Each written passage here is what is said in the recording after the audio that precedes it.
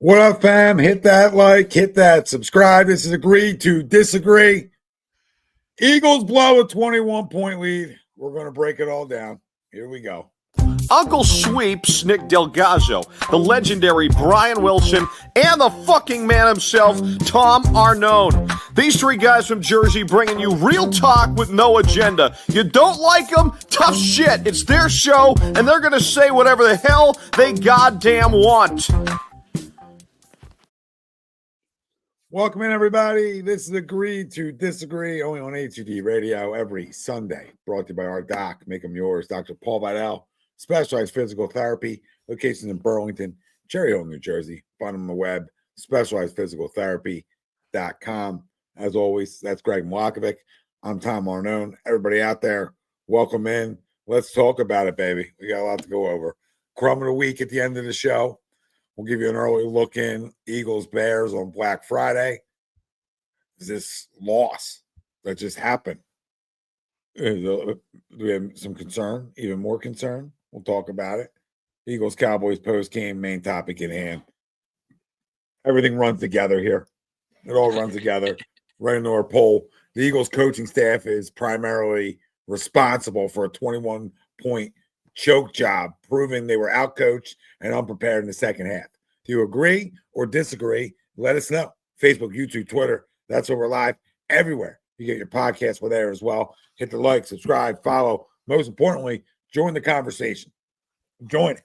Get it off your chest tonight. This is why we do it, right? When we talk about why we do this and what makes me feel better, this always has made me feel better over the years after losses. Yes, I mean I do agree. It's a combination because, yeah, I mean a lot happens to blow a 21-point lead. A lot has to happen. Okay, 21-point leads don't happen all the time. If you have that lead in the first quarter, second quarter, third quarter, doesn't really matter. They're hard to blow. Like you could blow a 21-point lead but still win the game. Make sense? Like it's almost like runs in basketball. It's hard for a team to end up winning a game. They come back all the way from that. Okay, that kind of deficit. So here we are. And why did we? Yeah, I think a little bit's unprepared, but I think a lot of it's discipline, focus, right? Because what are penalties? Penalties are discipline and focus. Yeah, way too many, like drive killers, right? The big one at Dallas Goedert, which was we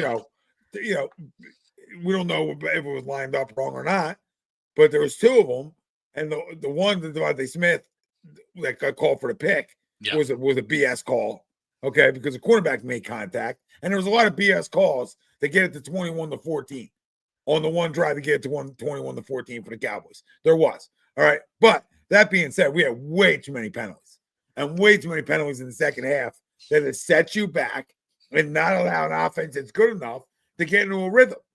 But you know why? Actually, I'm going to disagree because to the poll. I'm going to agree. Coaching, obviously responsible for it. Everything plays a part. When you can't run the football, this is what you get. This is what you get. And when we've talked about this, the biggest concerns throughout the year, and everybody talks passing game, and that's not a concern of mine. It hasn't been really, is when you can't run the football, you can forget about the rest. I don't care how great of a passing game you have. I don't care how great your wide receivers are.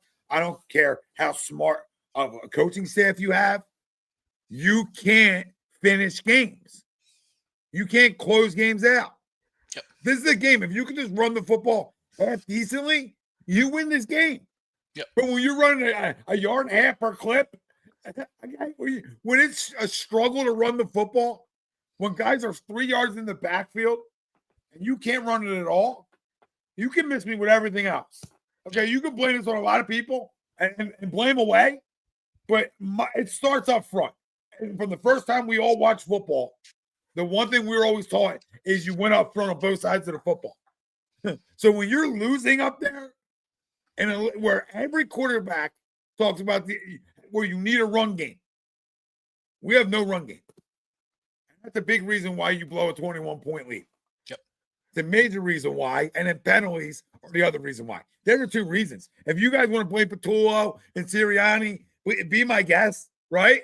And I'm sure there's reasons to blame both. Both. I mean, it's his football team, Nick. But I got confidence Nick will clean them up. Okay. But if you want to be the fire Kevin Patullo train, be my guest. I'm not going to disagree with you, right? But what I am saying is you're not watching the rest. Like we got to run the football better than this. And with a guy like Saquon Barkley, the fact that we can't. And what do we have? 63 yards on the ground today, and part of that all that was Jalen. Yeah, 63 yards on the ground. I mean, we cannot run the football. You want to know why we lost? That's why. 33 was Jalen. You become one-dimensional. This is bad. I mean, this is bad. You can't run the football against them. So who are you going to run the football against? So I disagree with the poll. I think it's more than just the coaching. I think it starts up front with this offensive line and the ability to run the football a little bit and sustain it. And then penalties up front. And it's just continuous. It seems like it happens every game that we'll have our drive and we'll feel like we're getting going and bang, penalty. Brings us back, kills the drive. And too much of it. And then obviously the fumbles, right? The big Saquon fumble. And then you have a big, and then you have a big fumble inside the 2. Not sure why you're running that punt return out, but they're all the reasons why. And, coaching heads into that. But that's where I'm at. So I guess I'm disagreeing because that's, to me, it's so much. Yeah, Tommy, I absolutely disagree with the poll, and I'll dive right just down into the offensive line. Right over the last few weeks, we've talked about how bad the offensive line has been, in the fact that we can't run the football, as you mentioned. Right, we can't run the football. Right, every time Saquon touched the ball, he was getting hit in the backfield. Whatever, right? Like you said, there's plenty of blame to go around in when you lose a 21-point lead in the first half and lose the game. But to me, it all starts in the offensive line. You look at a few of the plays, and everyone wants to crush Patullo, and I get it. It's easy to crush Patullo, but I can't crush him tonight because of how many penalties that we had on the offensive line and getting set up. And yes, I understand a lot of that is discipline, but that's the players playing the game, right? So I put it solely on the players that lost this game. Fred Johnson on that Devontae catch for a first down. Fred Johnson, hands to the face. It wasn't a ticky-tack call. That was legit hands to the face right in front of the umpire or the referee or whatever, right? So that brings that call back. You mentioned about the 2 Dallas Goedert ones. The first one was a huge play that got us down in the Cowboys territory that was brought back because of a formation penalty. And then we talked about then you mentioned the other one about the pick from Devontae and stuff. You can't expect an offensive coordinator to do anything when you continue to put yourself behind the sticks. We saw that. What had happened in the first half that helped us get the lead, right? Dallas continued to make mistakes and give us the football or give us short field or give us an extra down because of a penalty, and that's how we were able to get going. And we, in turn, in the second half, did that exactly to them. So I put this solely on the players. I put this solely on the offensive line. Sure, there's blame to go everywhere, but yeah, I'm not putting this one at Patullo's feet. You can put every other game where you want at Patullo's feet. I'm not putting this one, at least me personally. I'm probably from reading Twitter and the comment section already, I'm probably in the minority there, but he's not going anywhere. So can we stop with the fire Patullo? Yeah, Jason Bennett said 14 penalties in the game is way too many. Yeah. That's how you allow bad teams to stay in games or teams that aren't as good as you. That's one reason how. And they did, and it showed you. Yep. Chris Kaufman, appreciate the super chat. Says Bigsby needs to play more starting next week. And I mean, I've been saying it for weeks. I just feel like you get just a change of pace, and they don't seem to really want to do that. And when you're up 21-0, that's a perfect time to maybe start getting a guy more touches, etc. But they killed themselves today. Pat says, I don't even know where to begin. They can't run the ball. Wow, we fielding punts to the 1-yard line. Yep. Defense, they were on the field for 40 minutes. What does anybody expect? Offense losses the game. Penalties losses, and the refs suck. Yep. Combo guard of a bunch of things. Yep. For sure. Not all refs, but a part of it to make it 21-14. Alluded to that earlier. But you got to run the football. I mean, I'm not trying to make this show like the Captain Obvious. Let's just get the basic 101 of football. But again, from the first time you learn about football, you learn how you win, right? And it's off of play action. It's running the football. It's sustaining drives, things that have killed this football team throughout the entire year. All year. Yeah. So what changes that? Well, what changes that is running the ball well enough. Like they didn't even have to be a top 10 rushing attack. If they were just top 15, this offense would be way better. Yes. And that's the biggest issue. So until they figure out the run game, the rest is just whatever. And I put a lot of the penalties on the media. And you're going to say, Tom, really? Yeah, because it's a flat out distraction. Mm-hmm. Everything else is a distraction. Now, you got to be a better football team and can't let that seep in, right? But that to me tells me it's a football team not focused and not disciplined. And maybe that's because everything else being talked about. Okay? But if you can't run the football, you ain't cutting nets down. You ain't going deep in the playoffs. And, what else can I say? Yeah. What else can I say? I mean, we spent a ton of money on a running back, and he's averaging, goodness gracious, I don't even want to tell you what he's averaging. He's booty cheeks. I mean, it's bad. There's too much dancing. And it's not him, right? But some's him, and some's him because he's trying to make up for what the offensive line is not providing. Yeah, I mean, he's having 3.7 yards to carry. So I mean, that's not what anybody signed up for. But when you can't block and you just can't get anything else going offensively, guys, and that's where you just can't get the consistency of drives and the finishing of drives and the sustaining of drives and putting a team away up 21-0. How do you do that? Well, that's a 6-7 minute drive away from that game not mattering. At some point in that game, if there's a 6 or 7 minute Eagle drive in there, which we've not seen yet this year. All year. We've been asking for it. Yeah, been begging for it. If there was a 6 or 7 minute Eagle drive built into that game somewhere, the Cowboys don't win this football game. Yep. And that's what's missing. So, everybody wants to know where it is and why there's inconsistencies offensively. There it is. So, and you're right. You're right, Jerron. He says, Cam Jurgens has seen they've been letting too much pressure up the middle. I will move Jurgens to guard and bring Toth back to center. Offense ran the ball well with Toth at center. We're better. Yeah, I actually agree with you, man. I wouldn't even be against that. Where he, wasn't Jurgens like a combo where he could do both? He did. Yeah, he did. Kelsey's last year, he played guard. Yeah. But last year you won, and again, it's last year, but last year you won a Super Bowl with him at center. True. You know what I mean? And he was an all-pro. So yeah, I think he's banged up, and I think that 100% he's banged up. I was shocked he even played today, with how late in the week that he, was deemed I think he was deemed playable today. So it'll be interesting to see though, because Eddie Lampkin seems to be ready, right? They didn't pull him off with IL yet, but he seems to be ready. He's a combo. He's a guard center also. It'll be interesting to see if they do any moves similar to what's being suggested. Maybe Lampkin slides in for Steen at guard, or maybe they just move same thing like that, put Lampkin at center or Toth at center and move him over. But Toth had a big penalty today too. He was the one that got called for that formation penalty on the Goddard play. Dude, it's a contagious thing. And right? So, it's a chemistry thing. I mean, the starters have played together all of one game or something. Yeah. I mean, it's really just it's no chemistry up there. You don't know who's playing game in, game out. It seems like, and it just hasn't been able to. They haven't been able to put it together because of that, and sort of grow together throughout a season. Yeah.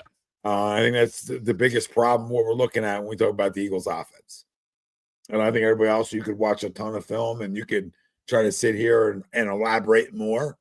But I think you're just wasting your time, really, because it's that simple.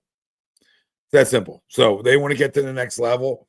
It starts with figuring out a way to be able to run the ball. I mean, I don't know, and try some different things, right? I mean, I know there's loyalty and all this, but this is where you You might have to protect people from themselves. If guys are too hurt to play, Yeah. you just might have to do some things. I don't know. But this is not ideal. This is not what we thought coming into this year. Right? We just didn't. We just did not. And this is a big reason, why Mekhi Becton should have been brought back. Especially we were losing the coordinator. How many offensive linemen can you bring back? He's not playing well either. Well, he's not playing well there, but he's played great here. Yeah, I'm not saying he would have been played great here. Sometimes you just have a bad year, and this is what we're up against. I think it's mainly because of injuries. But this is beyond bad, Craig. This isn't just a bad year. This is one of the worst offensive lines in football. It is. It's playing like it is. Yes. And I think I finally think the long seasons are catching up to this offensive line, right? The long seasons of, going to a Super Bowl, going to the playoffs, back to a Super Bowl. And that's no excuse, right? They're all professionals. You got to get through it. But, every once in a while, like you said, you run into these years. And it's so funny. Like we sit, going into any year, you sit there and you're like, oh, you win a Super Bowl, you can do whatever you want for the next 2-3 years. Well, that's out the window anymore. Right? Yeah. The expectation of, hey, just get to a Super Bowl, just get to the playoffs, win a Super Bowl here or there is just completely out with the expectations of what we think this team should have done. And I'm not saying that's any fault of anybody, right? Like we expected this team to be the best team in football. And I'm not saying they're not playing like it right now, but they still record-wise are, right? But that's the expectations of what this team has built and the expectation that this team coming into the year, we thought they were going to be, right? There was no, hey, just get back to the playoffs. No, we expected, and the team expected to continue to win at a high clip and continue to push for championships year in and year out. And now you're up against it, right? Now you're up against your own expectations and your own feeling of what expectations inside the building. Yeah, Jason, I agree with this one. As soon as Eugene went to the outside, Dallas went right after him. And we talked about this, right? That sometimes that's not the smartest thing to do is go move your best nickel guy to the outside. And they did it today, and I think it got exposed, to be honest with you. Well, they had to, right? You can have to do it all you want. I'm just making a point back there. Sometimes you don't change what's not broken. Don't fix what's not broken. And this is a situation where he's the best slot guy in football. You want to to me, I want to leave him in the slot, but I also hear you. I'm just saying today on the outside was a little bit of an exposure day. 1,000%. That's all I'm saying. I'm not like crushing the kid. I love him. He's awesome. But when you don't play out there all the time, that's an adjustment. Like, you know what I mean? Like, that's an adjustment.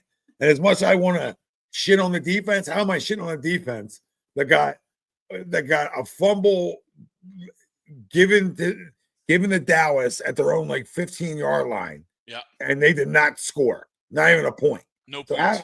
How do I shit on the defense? Or a defense that had him on the 5-yard line and picked the ball off, right? Like the defense did everything you need a defense to do. Yeah. When it comes down to why you lost this football game, in today's world, I can't believe I'm saying this, but I need Jake Elliott to make a 56-yard field goal in a dome. I hate it. I'm not blaming him. I'm not putting it on Jake, but I need you to make that one. That's got to be it. Yeah, I need it. But again, not fully on you, but need it. And then again, the turnovers and the amount of penalties. Yep. The amount of penalties. I mean, that Dallas Goedert one right there, that's the ball game. Yep. That's a 30-yard play. You're in their zone. You're down there. At least 3 points, right? At least 3 points because you're at they're 30. Yeah, you're 30. And the whole thing gets blown up because now you're 10 yards back from where you were, and you're at your own 35. It's such a momentum killer, and they got to figure out a way to stop it because it's not something that just started.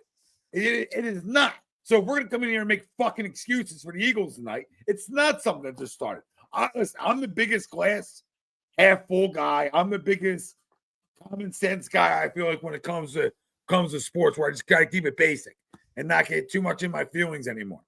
But this is offensive football are just huge letdowns. Yeah. Huge letdowns. And I am blaming a little bit on Saquon too. Right? Like, yeah, it's on the offensive line, but I see a lot of dancing. Yeah. At different times too. So I think it's a combo. I think he's missing holes. I think they're not helping it. Again, it takes two to tango. Right? They have his numbers. I mean, I could have paid a 7th round pick. I could have had an undrafted rookie do that. Right. For less money, and I could invest that money into somewhere else. Yeah. Martian, no, I don't feel that. I don't feel that because they're going to win Friday. No, because and the schedule was cake at the end of the year here. Like you're going to get 2 wins versus Washington. The schedule's cake. You might lose 1 game, maybe Buffalo. You know, cake. I mean, Chicago's a really good team coming in. Yeah. You don't have to buy into it, Craig. But records say what you are. I hear you. No, they're good. They're good. I don't. Yeah. It's a good team coming in. I'm not saying we shouldn't beat them.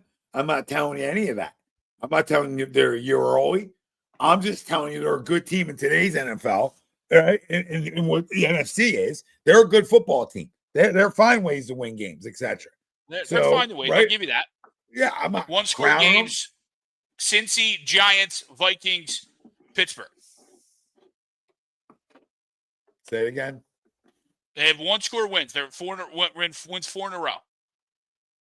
They have 1-score wins. Their last 4 at Cincy, home versus Giants, at Minnesota, home versus Pittsburgh. All 1-score games. Their other wins: Dallas, at Vegas, at Commanders, Saints.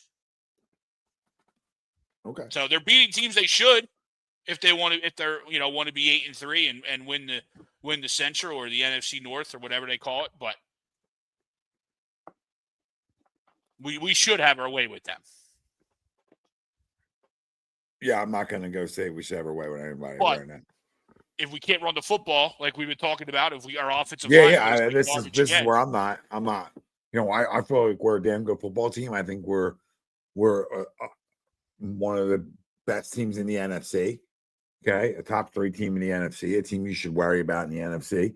But I'm going to be honest with you. This defense to me is awesome. But if you can't run the football, all bets are off. Thanks. All bets are off. And I don't know where they make up for the run game. Right? Because, today ran a little bit more with Jalen. A little bit more. Yeah. And maybe that will start to pay off as this season wraps up a little bit. But they got to figure it out. And that was only 7 times. Yeah. And they got to figure it out. And really you know what's funny with that, Tommy? He ran more designed and didn't run at all undesigned. Yeah, which is strange. And he can't. And the one blame I do have on Jalen, if there's one major blame I have on Jalen tonight, you can't take that sack on 32. No, 100%. It can't happen. You had time. You had time to escape up the middle. You had all day to either throw it or get out. Or just run it. Just run up the middle. Just get dive. Out. Just go dive forward. Right? Because it's a situation you can go for it. If it's on 4th and 1, you guys are going for it. Yeah. So, that's what drives that one was on him. But again, I'm not going to put this all on Jalen. This is when you have that many penalties. I don't think outside of that play, I don't think Jalen played bad. I don't know where this whole Jalen played bad today is at.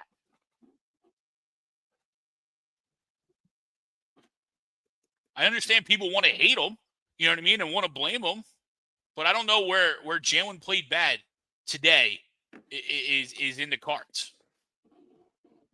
Well, Bill, I can't blame them for 3rd and 2 passing. This running game has been goddamn atrocious, Bill, and you want to blame them for a 3rd and 2 for fucking punting? For throwing? I can't blame that. Goodness gracious, we watching the same rushing attack? I don't care what quarterback in the history of football that you want to go and talk to for the history of the world. Guys in freaking Canton. Sorry, not Cooperstown. Guys in Canton. Guys up in Canton that will tell you they need a running game too. All right, Troy Aikman, a lot of great ball games. Right? In Canton, go Jacket guy. Right? Need a running game. They all do. Montana had some good backs too. Right? We forget Brady had good backs there in New England. And if they weren't great backs, They ran the ball, even if they weren't big name backs. They ran the ball well, like anybody. And for I love the Cowboy roaches too, like Jesse to come on in here, right? Like Jesse in years. Like, oh, Saquon can't bail out Jalen, dude. How many years did Cowboys fans bitch and moan because they had no running game and it was all on Dak and he can't win games by himself? No shit, because none of them can. I mean, running backs aren't important until they're important. The running game isn't important until it becomes, evidently important that if you can't run the ball, this doesn't need to be the number one rushing offense of football. This just needs to be a top 10 rushing attack. You need to be good enough. You need to be good enough with the amount of money you're spending on it. Stalin U's not the same. And there was a highway built for Jalen to run. For Jalen to run. He's looking at AJ because this is what happens. This is what happens when all these reports come out and all this stuff comes out. You start eyeing the guy maybe sometimes too much, where you take away from this being you, right? But this isn't the AJ Jalen reasons on why the Eagles lost this football game today. There's 14 penalties, and I want to say 10 of them came in the second half. You can't. That leaves teams in games. Leaves teams in games. Yeah, you can make the case last week that Jalen, forced it to AJ, but that wasn't the point. That wasn't this week. He didn't force anything. Everything was open to AJ. Everything was in rhythm to him, to be honest with you. Yeah, anything forced. I mean, you can make cases you're forcing a guy. Well, you should force feed number one wide receivers. Now, not to the point where you get yourself locked in on them too much. Now, that specific one Bill's talking about, he was looking his way, and then he got caught. But again, I don't want you looking to run right away, but I want Jalen to be Jalen. I want Jalen to be the reason I want Jalen to be Jalen because Jalen's the reason we've gone to 2 Super Bowls in 3 years, right? And hoping to go to 3 and 4, right? Because because of Jalen just being Jalen. Like I don't need the stat pads. I don't need the glitz and glamour show. It's not what we care about anymore. At least that's not what I thought we cared about. But they got to run the football. It's like, holy shit. I think that if I had $1 for every time I said that in 27 minutes, wow, 27 and a half minutes, I'd be able to retire from a lot of things because that's what it is. It's you don't set up anything, man. And then that's how you blow a 21-point lead. You can't run the ball ever.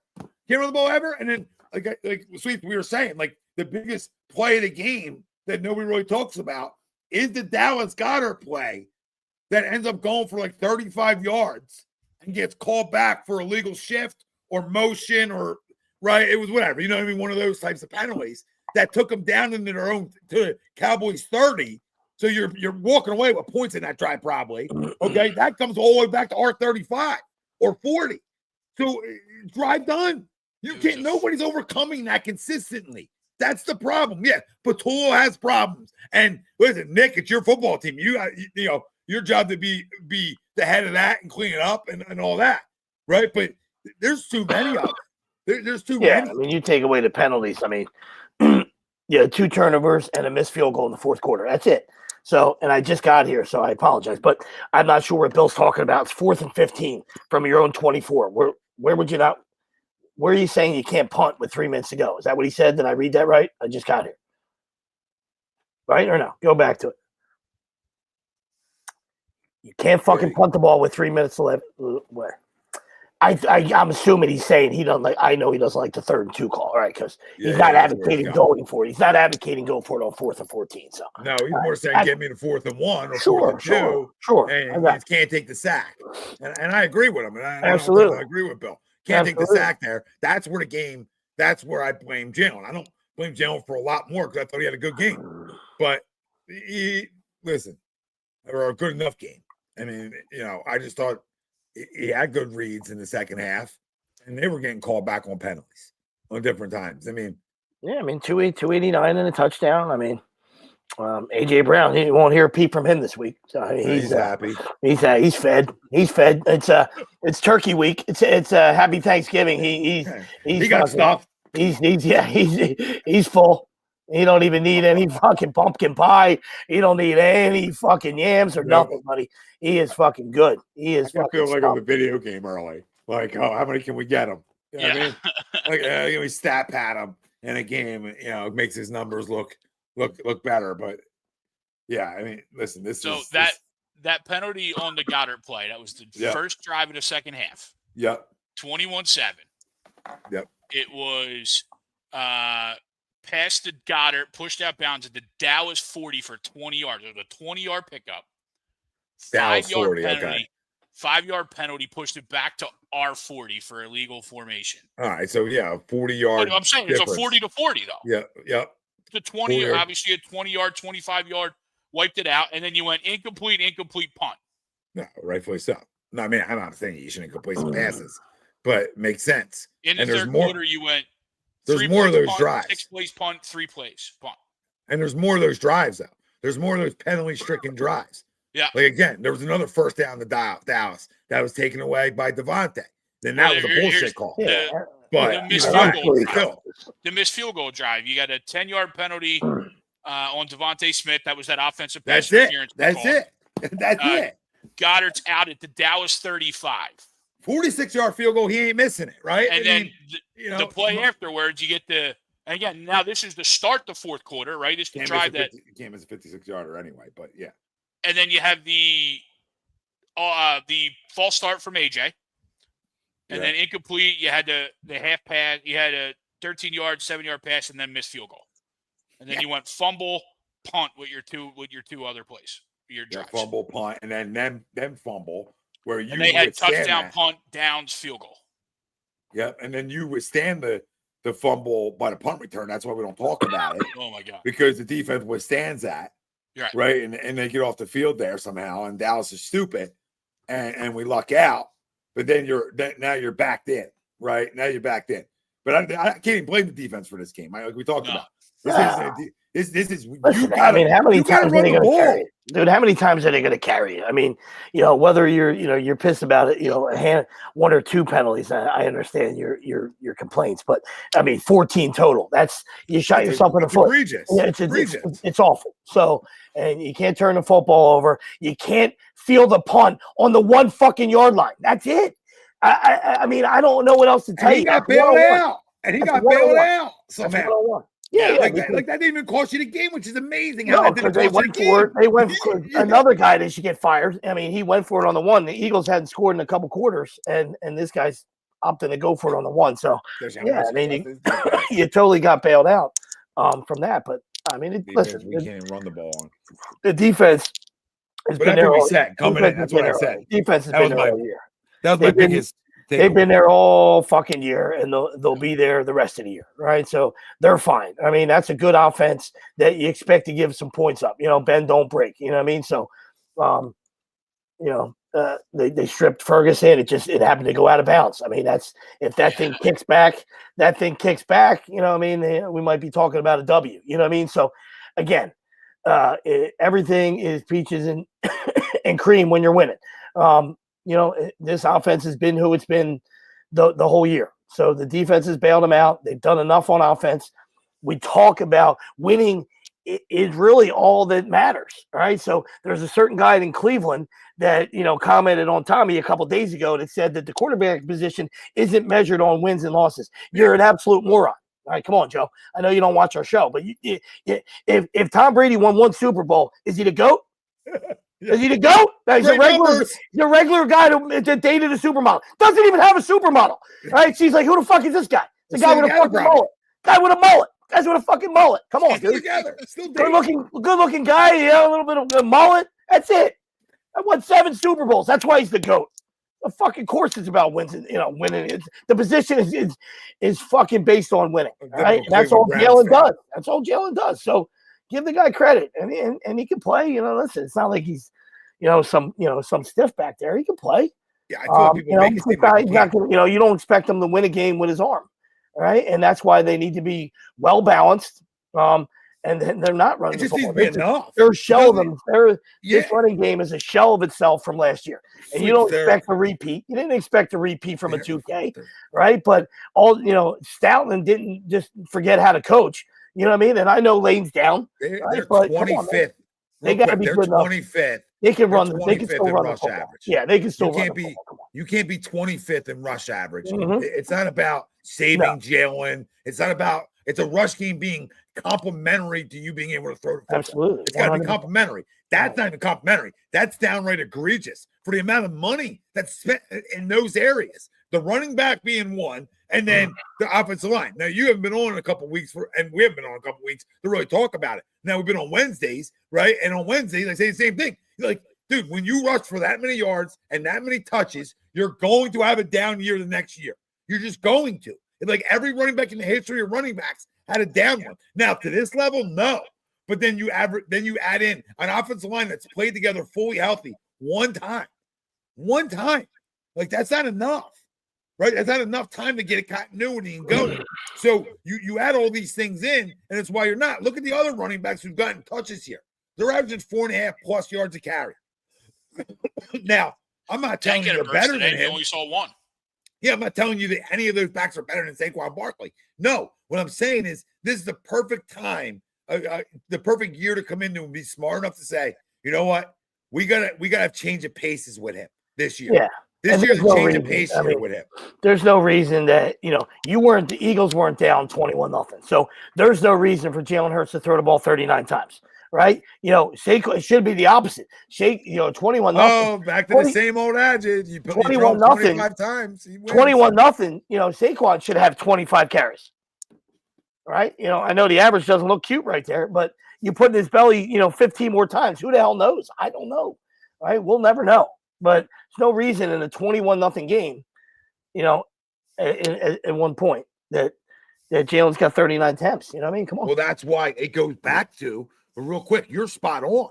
But then it's deeper than that. It goes back to the fact that the 14 goddamn penalties, that most of them came in the second half, that drove these drives backwards, right? That forced them into throwing the football more. So then it compounds itself. So one, you can't run the football to begin with. Two, now you're forced to throw the football because these penalties are consistently putting you back 10 yards, 10-yard holding, 10-yard hands in the face, right? And now you're behind the sticks. So now you feel like you have to throw because you can't run. You're spot on, though. It should never be a situation where a great running game or a good running game closes this game out 20. Puts that game away. Puts the game away. Done. There's not enough possessions. There's not enough possessions for the Cowboys to rally if you're taking care of the football. And this was said 5,000 times in the first 27 minutes of the show, just for you to know, because we're all on the same page here. This is it's ridiculous, but it's ridiculous that the penalties then dictate you having to throw the ball 10 more times than you want to in the second half. There's the 10 carries. The 10 penalties are the 10 carries, in my opinion.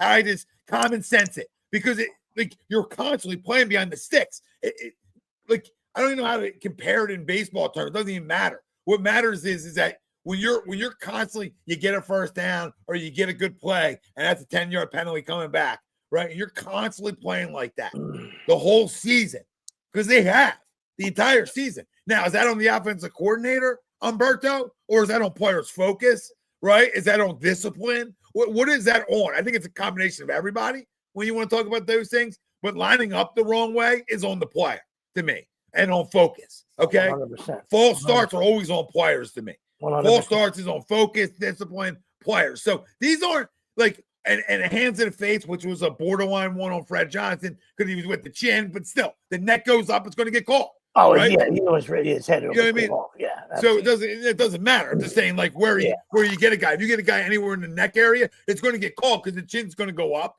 and it's over. It's hands in the face, and the hand's going to slide upwards, and good night. But my point is, you're constantly getting hit with all this shit because it's self-inflicted. That's on the player. That's not on coaching, right? And so I think when you add that in, and I said the only referee issue is the game's 21-7, and they made sure that game got to 21-14. That's my biggest issue with the officiating today, and around the whole league too, because you can watch it happen around the whole league. Is they wanted that game to be closer, so they freaking. The Cooper DeJean PI is a joke. That's a PI on that's my only complaint of the day. That's a CD PI. He's literally hands in the face. We just talked about hands in the face. He stiff armed his face mask before the ball got there. Now you can talk about arm fighting, then it's a no call. Then don't call the PI on him when he's the one getting stiff armed, like the guy's running with the football. So this is where you can sniff out that they might want it to shift a little bit, but again, it's not why you lost the football game. I hate NFL referee. Yeah, and that's what I say. And that's why I think it. And that's what I said to you earlier. I mean, it evens out. It evens out. Excuse me. It doesn't feel good. It sucks. Nobody wants to get fucking railroaded. But last week we don't know how last week ended. Well, we don't know how last week would have ended. Yeah. Right? If that guy doesn't throw a flag, I mean, there's a minute 45 last week. Now, defense was dominant. Goff stinks. I think we know the outcome. You know what I mean? But they got the football back. All right, so it is what it is. You know what I mean? Like you said, it's just players play, coaches coach. Referees are going to do their thing, and you try to overcome it. You know what I mean? You kind of got to break early in the game on the roughing the punt too. So yeah, but that's a challengeable call though. So if again, I'm not bailing out Stoudemire. Stoudemire's a fucking moron. It's not. We already know. Well documented. It's not. He got a job because of that. But 9 officials got to talk about that. The second guy should have got. Well, real quick. The second guy should have got then roughing the punter. The second guy hands in the face. It was hands in the face and a slam down. So I wasn't even the first guy. I didn't think it was going to get called on. I thought it was getting called on the second guy because it actually was. By definition of the law, if we're going to get technical here, it's like the NBA. It's like the NBA. Be careful. Be careful if you go to replay in the NBA. Well, that guy, he hit the plant leg. That guy hit the plant leg. So I'm no problem with the initial call. I don't have a problem with the initial call but I see it in Williamstown. I can see that it was deflected in Williamstown. I don't know.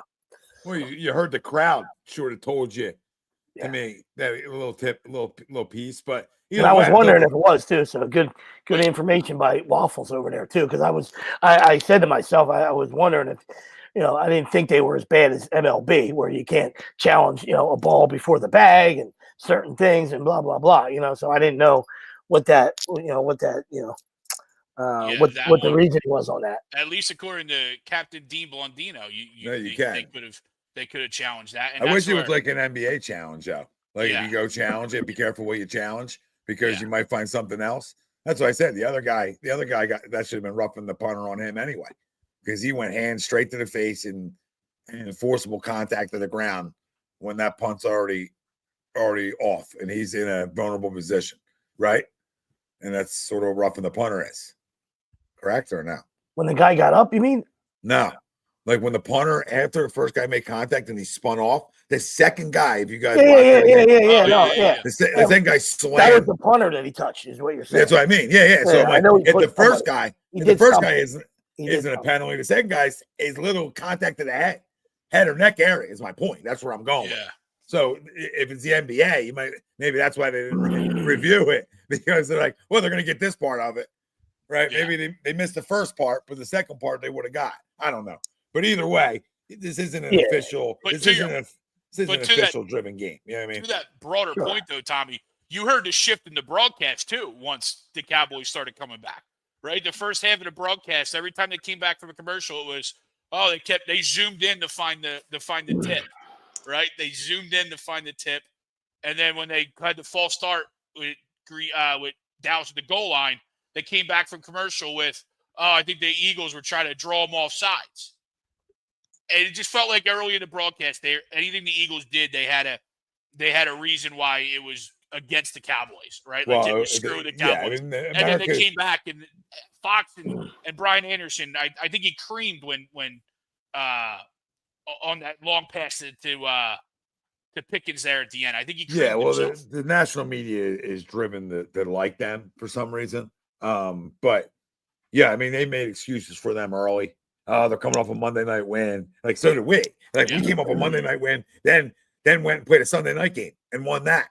Right? So, like, nobody was crowning us last Sunday for, this is a short week for the Eagles. I didn't hear it one time on the broadcast. I don't know if I heard it one time, and I'm not asking for it. But I love how Cowboys, like the 4-5-1 team, the 4-5-1 team is getting excuses. Like, like, knock it off. The team that traded their best player a game into the season, that team's getting excuses. Okay. They're getting bailed out. Yeah, got it, guys.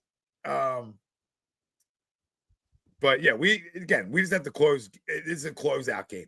This is an inexcusable loss. You know, I didn't yell and scream like that kind of stuff early, but it is. I mean, at 8-3, I don't want to come flipping out too much. But like I said to Lena, I said losses really don't bother me anymore as much as we haven't lost a lot. But when it does happen, they usually don't bother me. It's an ebb and flow league. It happens, right? I mean, listen, But this one's a piss off loss. Yeah, because I mean, of who it's against, who it's against, and how it happened. How it happened matters. Context matters though. Like if you lose this game 24-21, but you're down 21-0, right?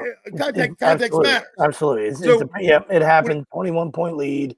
When you've only blown 21 points, when you've only lost 4 times in history, 4 times in Eagles history. It feels like it counts like 3 losses. Yeah. So 21-0 against the Cowboys, it feels like it should count as 3 losses. So that's part of it's in the blender. 21-0 lead against the Cowboys, that's in the blender, and the fact that this offense hasn't looked right all year. So 8-3, defense is elite. You feel that you don't feel that great about yourself. From an offensive standpoint, and so you're going to have, but around the league, you look at it around the league, obviously the Lions went to overtime, it feels like every team, Bills lose on Thursday night, so it feels like it happens everywhere but Philly, so, you don't step back and say, oh, well, we were due for one, you don't want to do that, but you also say, listen, it happens everywhere. Just doesn't seem to happen. Doesn't seem to happen here. So you feel like you're a little bit spoiled. In that sense, because winning's hard, so you see people stubbing their toe all the time, but I don't want to get a scheduled loss up. Well, like you said, how I like, what you said was spot on. The context makes it more than a scheduled loss in my eyes. You know what I mean? Because they can't run the football. They don't look. They don't look good. They don't look in sync. Obviously, the penalties were horrible, but. And everybody's, wants to throw Patullo off the Ben Franklin Bridge, and I understand that, but it's like somebody in that building has to get on the same page. You know what I mean? Like, Nick's an offensive guy. I don't know. I don't know how. They have meetings every Sunday. They talk about it. Yeah, they talked about having meetings. Well, I know. I'm just saying that by trade he is. It's the same thing. I got a job, right? You know what I mean? Like I think by trade he is. I mean, it was he showed up with his plumbing kit to fix my toilet. You know what I mean? I don't know if he's qualified. I don't know if he's qualified or not. He brought a fucking plunger. You know what I mean? But I know what you're saying. But listen, something's amiss on the offensive side. So the easiest thing to do is point at the offensive coordinator every year when something happens, and I feel like I've always said players play. I understand this football is different than other sports because it's scheme on scheme. It's a scheme league. I get it. It's X's and O's. I get it, but at the end of the day, find a way to make plays, man. I don't know. We always talk about run blocking is what these guys want. So you don't have Lane Johnson. I get it. The other guys are all capable. Stoutland's he didn't forget how to coach. So that's what you like to do is run block. So get your hands on somebody, and you don't have to be Lane Johnson. You don't have to be running for 9 yards a clip like you did last year. All right, but you could run the football. There's no reason Saquon can't run the ball for 60, 70 yards a game. Yeah, look at this guy. And this guy's wearing full uni. Brian Washington. Nobody's crying about the refs, Brian. So, I mean, real quick, just to be clear, not one time was there a cry about the refs. I'm saying that when I brought up the refs, I say around the entire league. And if you couldn't see that was a scheduled, let's get the Cowboys down to the 5, or down to the 10 on that one drive, then you just don't watch the league enough. That's all. If you think that's just because it's Eagles get those same things sometimes. Right. So if you think that's just what I was saying, then get a clue. All right. And enjoy not making the playoffs again. And Mike Parker, different Mike Parker, but another Mike Parker. It falls on the head coach.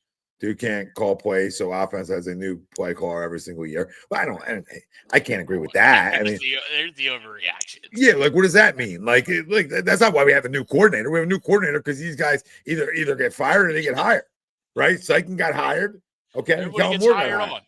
Yeah, so I mean, and other guys. Sorry. No, when you're good and you win the Super Bowl, everybody covets your guys. You know what I mean? So That's what I was going to say. whether they're going to be good head coaches or not, Steichen's turned out to be a good one. But who knows? That's the nature of the beast.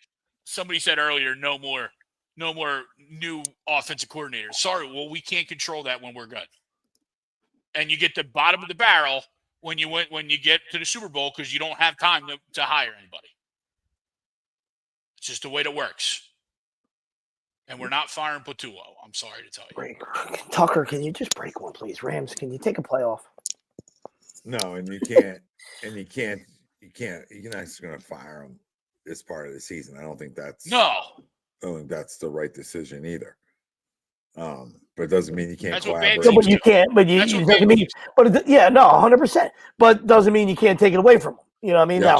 Now we're not using. I'm saying you can't change things up. Yeah, exactly. I'm not using captain fourth down as an example. You know what I mean? But you can do it. You can strip the play calling, and he can still be in the building, and he can still be an integral part if you air quote one of your offensive scheme and in your meetings and stuff. But you can definitely take the play calling away. You know what I mean? So. Oh, you absolutely can, or you can mix it up, right? And that's where I get annoyed is like, you struggle like that in the third quarter, like go somebody else take it over. Yeah. Right? Like go jump in there, Nick. You know what I mean? Go jump in there for a drive. Go jump in there for a series, whatever it may be. They've never done that. No one ever does that mid-game. They should. I know they potentially should, but no one ever does that. I mean, I can't say nobody. Yeah, I mean, Andy used to talk about like taking it over for a series and giving it back. So I don't know. I mean, maybe nobody does do it, but I always thought. I feel like he always called plays. No, I mean, I feel like he's had that menu since fucking 1990. No. Well, he didn't call it at one point with what's his face in Kansas City. I forget who it was. Okay, Bieniemy. It might have been that. Nagy. I think he gave all of his guys, Peterson, Nagy, Bieniemy. I think he gave them to your point, right? But I don't think I think those were all designed. It wasn't like, hey, this isn't working, I'm going to take it from you. You know what I mean? Yeah, no. I know it was designed, but I know it was designed like, hey, you guys call the first quarter, we'll call the third quarter, and then nobody on the other side can get in a rhythm on the play caller. Right. I've always thought that would be a good idea. Like, you know what I mean? If I'm Nick Sirianni and I'm an offensive mind, it's like, give me one quarter every game. We'll never keep it the same. Just give me a quarter every game. Yeah. True. Right? Unless we're lighting the lamp like nonstop. Give me a quarter every game. Because now the other side's got it's gonna be a different. I don't know. I just feel like these guys can become predictable. Yeah. Well, it always goes back to our missionary statement. You know what I mean? Like we joke about it and we say, hey, you gotta flip your wife over, but we truly mean that. You know what I mean? Like it's like there's no reason that you can't be superstitious about it. No, but I'm saying like in baseball. I'm saying in baseball. I was like, oh, that's a mission statement. We flip her over.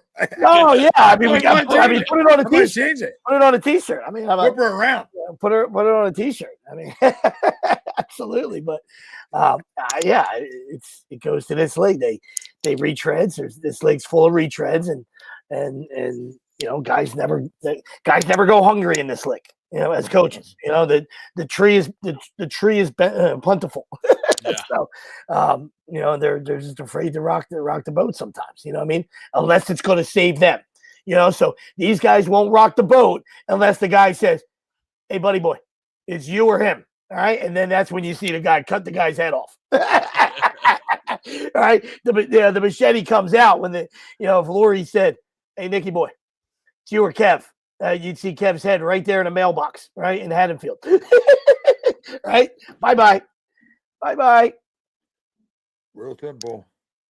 Facts there. Yeah, but they have the ninth most rush attempts in the league, right? But again, rush average 25th. I mean, that's really what it comes down to. They tried to run it. That's heart garbage. Yeah, they tried to run it, but they just can't. It's just so weird. I didn't have that on my bingo card for this year. No, because the offensive line literally went from like best in football, best maybe of all time, to one of the worst. Yeah, it's hard, Jay. It's hard having big time players everywhere on offense and getting shut out in halves. Sickening. It really is hard to do. It's the penalty. And realistically, 2.5 quarters, because that touchdown in the second quarter was early. Well, it's the penalties. It's the penalties, and then bad drive or penalties, right? That get you off the field, and then you get out of rhythm and you get out of sync, and then you go have another bad drive, right? And then it compounds. It's like it's contagious as hitting is in baseball. It's the same as drives are in football or runs in the NBA, right? You can sort of smell when a team's on a run, right? The same thing happens in all sports. Like it goes through waves. Games go through waves of ups and downs, right? And can you withstand the other team's wave, right? Are you able to withstand when it's 21-7? Are you able to go get another score, right? To that point coming out of half, Craig. Sure. Right? You able to go get a score there 24-7. That game feels over to them now. Right? It's weird. It's weird, right? When it was 21-7 after they missed the field goal, right? Can you go then and make it 24-7? I mean, listen, we talk about it. We basically talk about it in basketball a lot because how the NBA is, but it really is all sports. Unless you shut down offensively, there's no such thing as a rally. Right? No. A team and can't, the NBA, we all say it. I'm not making fun of anybody in here, but it's the NBA. Everybody goes on a run. You can't go on a 25-0 run, or you can't make up 22 points in the NBA unless you take a shit on offense, right? Because 1 or 2 layups, couple free throws, and bye-bye. All right, bye-bye rally. That's it. The only way to get, the only way to come back from a hole is to do nothing offensively. So you come back from 21 down because, to your point, you didn't score anything. You extend that to 27. That's it. It's over. That's it. There's just not enough possessions. There's not enough possessions. We saw it at the end of the Giants-Lions game. If the Giants kick a field goal there and go up 6, the Lions don't tie that game. And if they do, they win by 1. But you got to make them score that touchdown. Same thing. But and that's something we've talked about too with this Eagles team is, and I think Noah brought it up on Wednesday as well. Like we're so boom or bust. We're either 6, 7, 8 play touchdown drive or 3 and out, right? There's none of those drives that get you field goals anymore. There's none of those sustained drives that just putter, but then you get a, sputter in the red zone. But hey, we added 3 points. We added 3 points. So many times in those drives, like you said, Sweeps, if you could add a field goal, it keeps putting them behind the ball even more. Greg, and it's another possession that they got to make up. Greg, it's not even that. It's that, but it's not even that. It's the Eagles' drive. It's that 6, 7, 8 minute drive that might even come with points. My point today is if you just had a drive, you could have drove it down to their 10 and thrown a goddamn pick. You understand? But you take 6, 7 minutes off the clock, you win today. Right. At some point in the second half, if you just have a monster drive that comes away with nothing, like Nick could have got in his own way and went for it from 4th and 5 from the 5, right? Yeah, and it got nothing. And they went. Imagine having. They haven't had one all year, Sweet. They have not had that drive. And they have 8 wins. They have 8 wins somehow without that drive. It's hard. And the numbers don't lie. But I mean, imagine having a 21-0 lead and the time of possession. I know I didn't mean that to be a smartass. No, I know where you're going with this. The time of possession is equal. It's equal. Yeah. Holy shit, Batman. That's hard to do. That's hard to do. It's hard to do. It's hard to do. Wow. I mean, you gift wrap today, and you showed today was good for me personally as a fan, and then coming on here every week because I've really been trying to dissect what their biggest problem was. And I guess part of me just didn't want to maybe admit that it was a running game and the penalties. But I think today, finally, at least me, now I can go when these idiots want to talk about, it's Joe and it's AJ, it's the passing game. Well, now I can actually go to these people and be like, you guys are actually incredibly wrong. Like, you guys couldn't be more wrong. Like, today showed when you lose a game like this, the way they lost it, it showed what really the glaring weaknesses are. Because when you can't run it, nothing else works consistently. drives aren't sustained. Like drives aren't sustained. They're just not. It's not even predictability at this point. It's like he either dances too much or guys are blowing up 3 yards in the backfield. So it's been stout in community college this year. It's definitely not university. Lost the accreditation. Lost some credits. The accreditation. Something, I don't know. Hey, lost 32 credits here. But love the guy, but you can't. It's not him. I mean, he doesn't play, right? I mean, these guys, like I said, the inconsistency, the rotating door of who plays each week, right? The amount of different rotations you've had play next to each other, all those equal to not being able to run the ball. Now, if you could just run the ball, instead of 3, I think Saquon's at 3.7 yards a carry, 3.7 yards a carry. If he was just at 4 yards a carry, if Saquon was just at 4 yards a carry, with bare minimum, right? Bare minimum, this running game just looks better. So I don't know. I mean, yeah, Eddie, no points in the final 41 minutes. I just don't know how you do that. But now I do know how you do that. When you can't run it and you're constantly getting costly penalties, this is why. And if you're just joining us, the big play is coming out of half. Dallas Goedert, the 20-yard reception, takes us into their 40. We were at our 4. We're at whatever. Long story short, the penalty takes us back to our 40. Okay. Now you're playing behind the sticks. That's a chance to go up 24-7, coming out of half. You're feeling better about yourself, minimum 24-7. And that drive stalls. And now it's 21-14. Right. And there's a little difference of a football game right there on a costly penalty because you're not lined up right. Right? The little shit.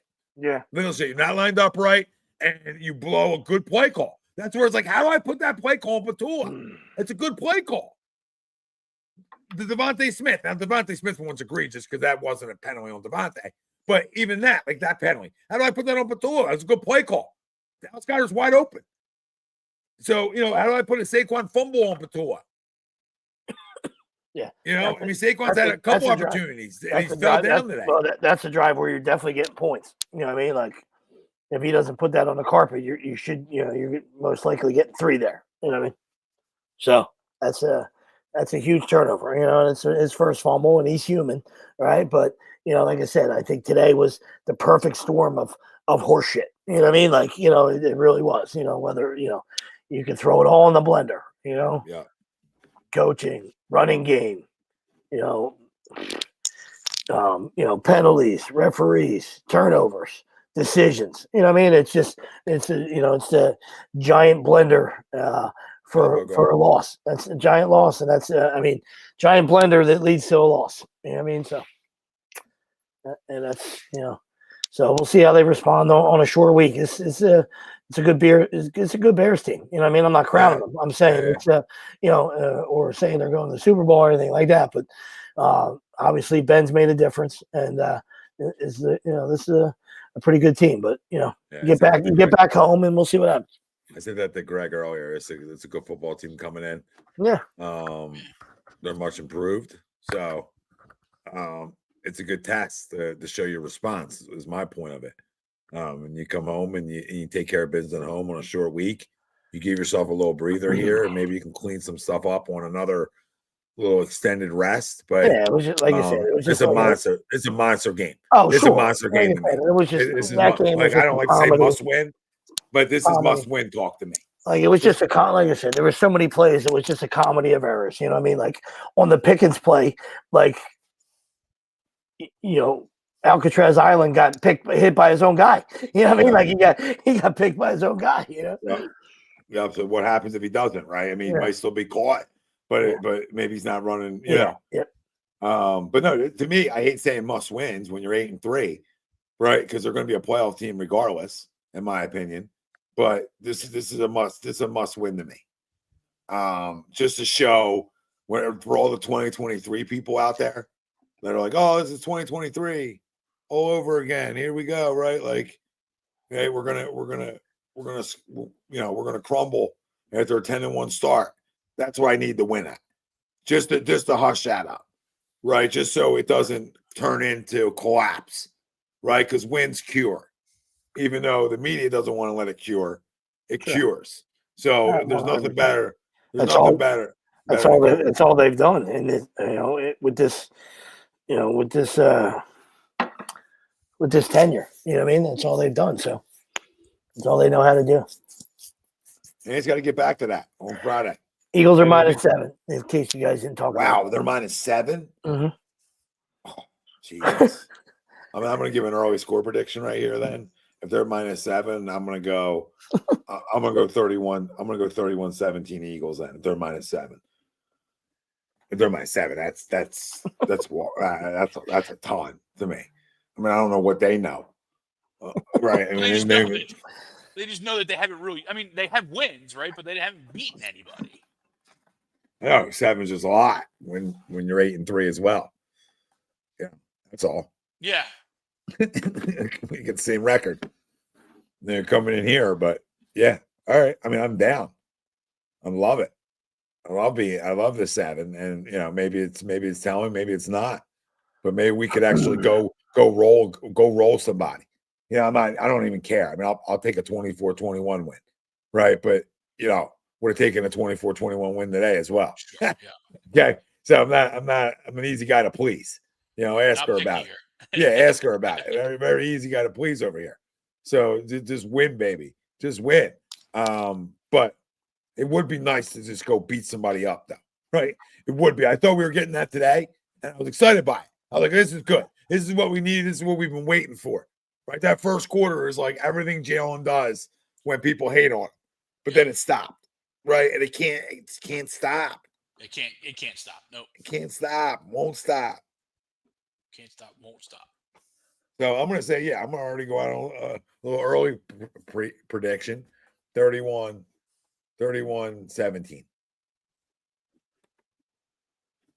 Because I think it's just the defense also translates to cold weather games. And what they do. And they're going to turn it over. Sure. And I think you need it because you really, the way you play at the link and you don't want to travel in the postseason, you'd rather keep everything here. Yep. Right. I mean, the one place I will go is LA because we've always played well there. Right. So it's not a place that we've had House of Horrors at or anything like that. So I don't mind going there. But preferably I would like everything to run through Philadelphia. So let's find a way for that. And that starts with Friday afternoon. Because you get that win, I think you're in good shape. You get that Bills game is the big game after the big game that in that whole mix that is a game you might not be favored in. Yeah. Right. The rest of them you're gonna be favored in every one of them. Jiffy Lube. SJM. Good to see you, buddy. The pinstripe ball, actually, SJM. The pinstripe ball. Potentially against Pitt. At Yankee Stadium. Against who? Oh, against Pitt, potentially. There you go. That's the projection right now. Previous cat, where have you seen that? Chip Kelly to Penn State. No, stop it. I'm just trying not to get Terry Smith to Penn State. Come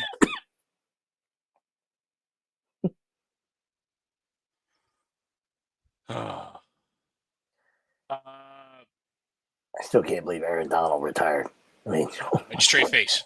God damn. Straight face and said, "Yeah, I don't need to do anymore." It's crazy. Like no championships. Absolute monster. I guess though, when you're that good and like get that good at something, you're like, yeah, I don't even need a championship to determine how good I am. especially at that position, just getting beat up. Yeah. Yeah. Well, he got one, right? You meant more. Oh yeah, I'm sorry. Yeah. He got one. Yeah, he got one. Yeah. I thought you were talking about multiples. Yeah, he got one. No. Why did I blank on that? You're right. Because I was so happy Stafford got one. Yeah. Absolutely. Completely missed that. Well, they're clearly the wagon, right? They're clearly the wagon right now. So, if the Eagles are looking for, to get that chip back on their shoulder, now's the time, because there's your there's your hunter. There's your bullseye right there on Sunday Night Football, in my eyes. I said it earlier, so even before the loss, this is an Eagles-Rams final. If you clean things up and you do what you want to do. So don't have to be scared. You don't have to, it's truly whatever, however you want to feel as a fan, but they're pretty damn good. Yeah, they're good. It came down to one play last year. Yeah, well, it took a tremendous play this year. Well, 2 years in a row, 2 great plays. Yeah. Right? So, and, I'm not scared of them because we beat them twice. I'm not scared of them until they have the lead and there's a minute left and we get the ball back. Right then that's when I'm officially scared. Right? Like, I'm not scared of anybody until they got a lead on us and I'm like, we're going to lose this game. Which, again, they're a really good team. We know what Matty is. So, but again, this starts with us not going and losing 2 in a row and just getting a lot of football left. Get back in the winning ways and find a way to win a game Friday. Yep, short week. Back in the lab tomorrow. Jalen also said we weren't going to lose another game too. So shit happens and things change, right? But you can't give up 24 unanswered points in a football game ever. So we're going to find out Friday, and why I call it a must win is how, what is the 2025 Eagles? Are they as resilient as the 2024 Eagles? Right? Or are they more in between 2024 and 2023? Right? Where they're resilient, but they're not as resilient. Right? They're not going to go lose 5 in a row. Right? It makes sense, but yeah, they could go lose 2 in a row. Right. But we've seen these responses from them. This is a football team that's beaten pretty good football team there is. They beat Kansas City at Arrowhead. They beat Tampa when Tampa was fully healthy in Tampa. Right. They beat the Lions. They beat the Packers. There's nothing hollow about this team. So they got wins for days. From an outsider, like I said, I think, people like to, there's a lot of peacocking going, and listen, you should have confidence and you should have swagger because, it's all they do is win. All right. So there's nothing wrong with that, bravado, and that, that's what makes you great. So, some people are a little, worse about it than others. All right. But, make no mistake about it. This is a tremendous organization, and this is still a tremendous team with a ton of weapons and an elite defense. So, if you want to throw dirt on them, go ahead. Like, today's unacceptable. Today's embarrassing. All right. But the sun will come up tomorrow, unless you live in Seattle. And, get back at it. Or here some weeks. Yeah. Mm-hmm. Either or. But yeah, it'll be up, and you're right. They're good. So it's just about them responding next week.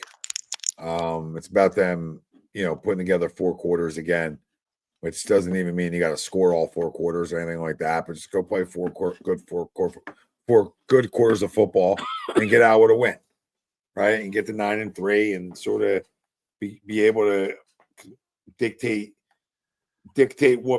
where you stand in the NFC by the end of it, right? If you want that 1 seed's important. And at 9-3, you're right. All you are is a Rams loss away, right? To get it because you have the tiebreaker. Yeah, and they got Lions left. They got Seattle left. Yeah, they play good teams. This was a big one for the Rams tonight. And really at the end of the day, that's just for your own psyche, and so you can sleep in your own bed. And everybody wants a home game. So the link can be rocking, but that doesn't affect the Rams. All right. So that doesn't make you scared, doesn't make you, an underdog. It just means they showed that they can come in here and play well. So, but they came away with 2 L's. So, they didn't come in here and win, but they came in here and played well. Well, they might get those wins at home, right? So maybe. That's what I said. Of course, you would rather have a home game. Yeah. I'm just saying, like, it's not. Maybe not as important with them, when you're playing them. No, because we play But well the out defense there, travels for them, and Matt's a veteran, and and our defense travels for us, right? So Devontae's a problem. Yeah, of course. that game can be played anywhere for me. Like, to me, the 1 or 2 seed isn't that important, but the 1 seed is more important because of the first round bye.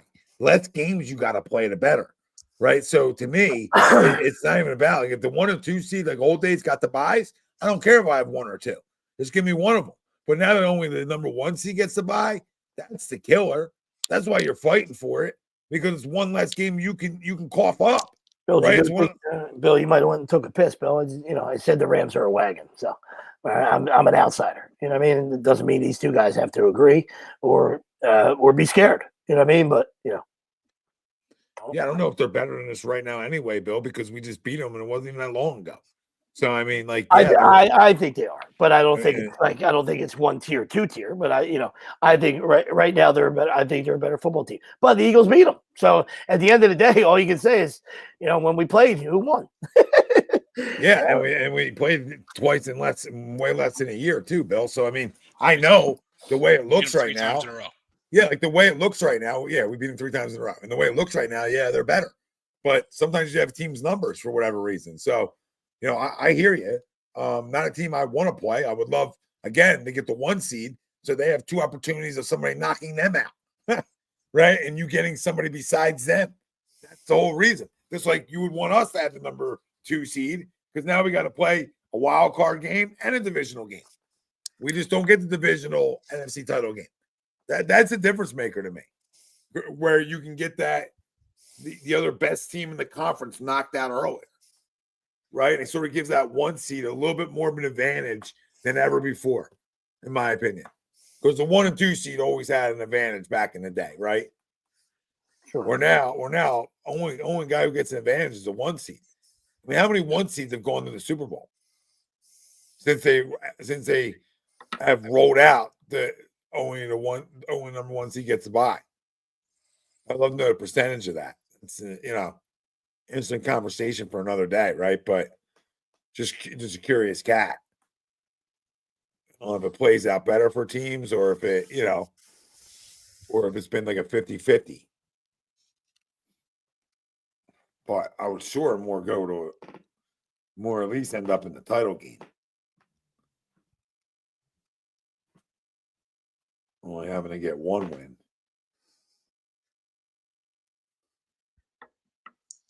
Yeah, sorry. It's always like, it's a big difference when you're like, 50-50 chance of win to get to an NFC title game. We won. Okay, 50-50 chance to get to a Super Bowl. Then 50-50 chance to get to a divisional round game. Your 50-50 chances of winning, go less than 50-50 when you play more games. I don't know. Not a math guy. Just, stayed a couple holiday inns. Road tripped. I don't know if anybody's okay, previous cat. I don't know if Ajomu's okay. I don't know if Makuba's okay. I don't know if Reed's okay. Yeah. Not sure if anybody's okay, babe. Yeah, that second half wasn't good for that either. Yeah, not only were we a sinking ship defensively and offensively, but we lost a lot of guys on that defense. Yeah, for sure. The Jesse, 1 seed was we're okay, Jesse. Yeah, I mean, I'm not saying you're going to act like the Rams are going to win out too. I'm not saying we're going to win out, but like assuming like everybody's winning out and like, yeah. Listen, I hear you, Jesse. We did let stuff slip away. I mean, yeah, we definitely let the game go. I'm not doubting that, but. Well, Jesse, I would never let CJ out the door, but that's not for me to argue anymore. We're Reed and Makuba playing well, so I'm okay with it. Now they're both hurt. Now Makuba looked worse because Makuba looked like it was an ankle, high ankle sprain. Kind of got rolled up on a little bit. Yeah, a little high ankle piece. That's 4 weeks. Now, one positive news out of all day is Lane not going to need surgery on the Liz Frank. Yes. So, but I still wasn't expecting to see Lane until whatever first round playoff game it is, right? Yeah. I wouldn't put Lane back out there for the regular season. If it's me, I just Agreed. would not. I would not. Unless we become in like desperation mode, must win type stuff. Right. Like the last 2 or 3 games. Right. But yeah.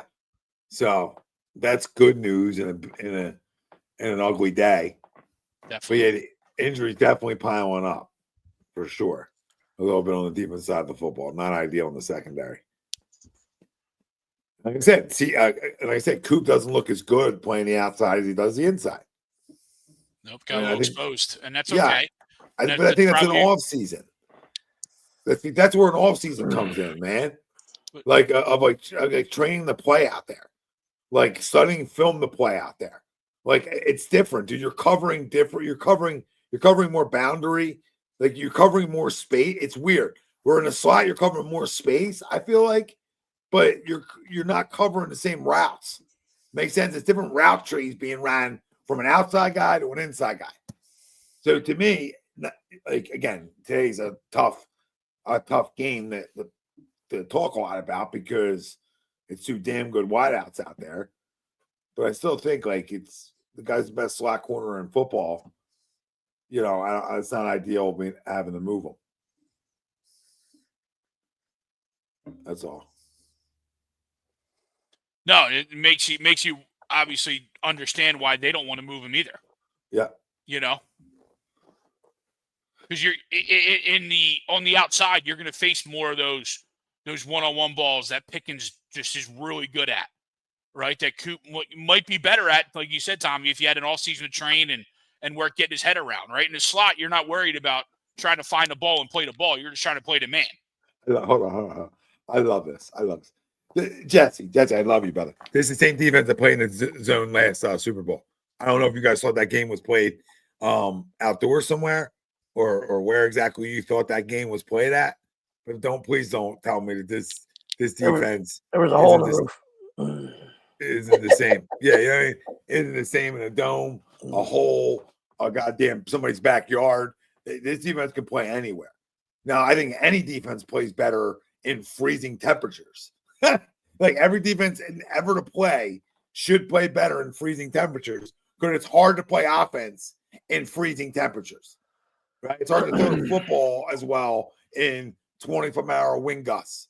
It is in a dome, right? So you get the benefits of, bad weather on the defense side of the football, right? When you're a great defense. But don't tell me great defenses can't travel in the dome and be great too. I don't know. I think if we didn't just shut down Kansas City in a dome for a Super Bowl win, maybe we'd be able to hang our hat on that one. Oh my God.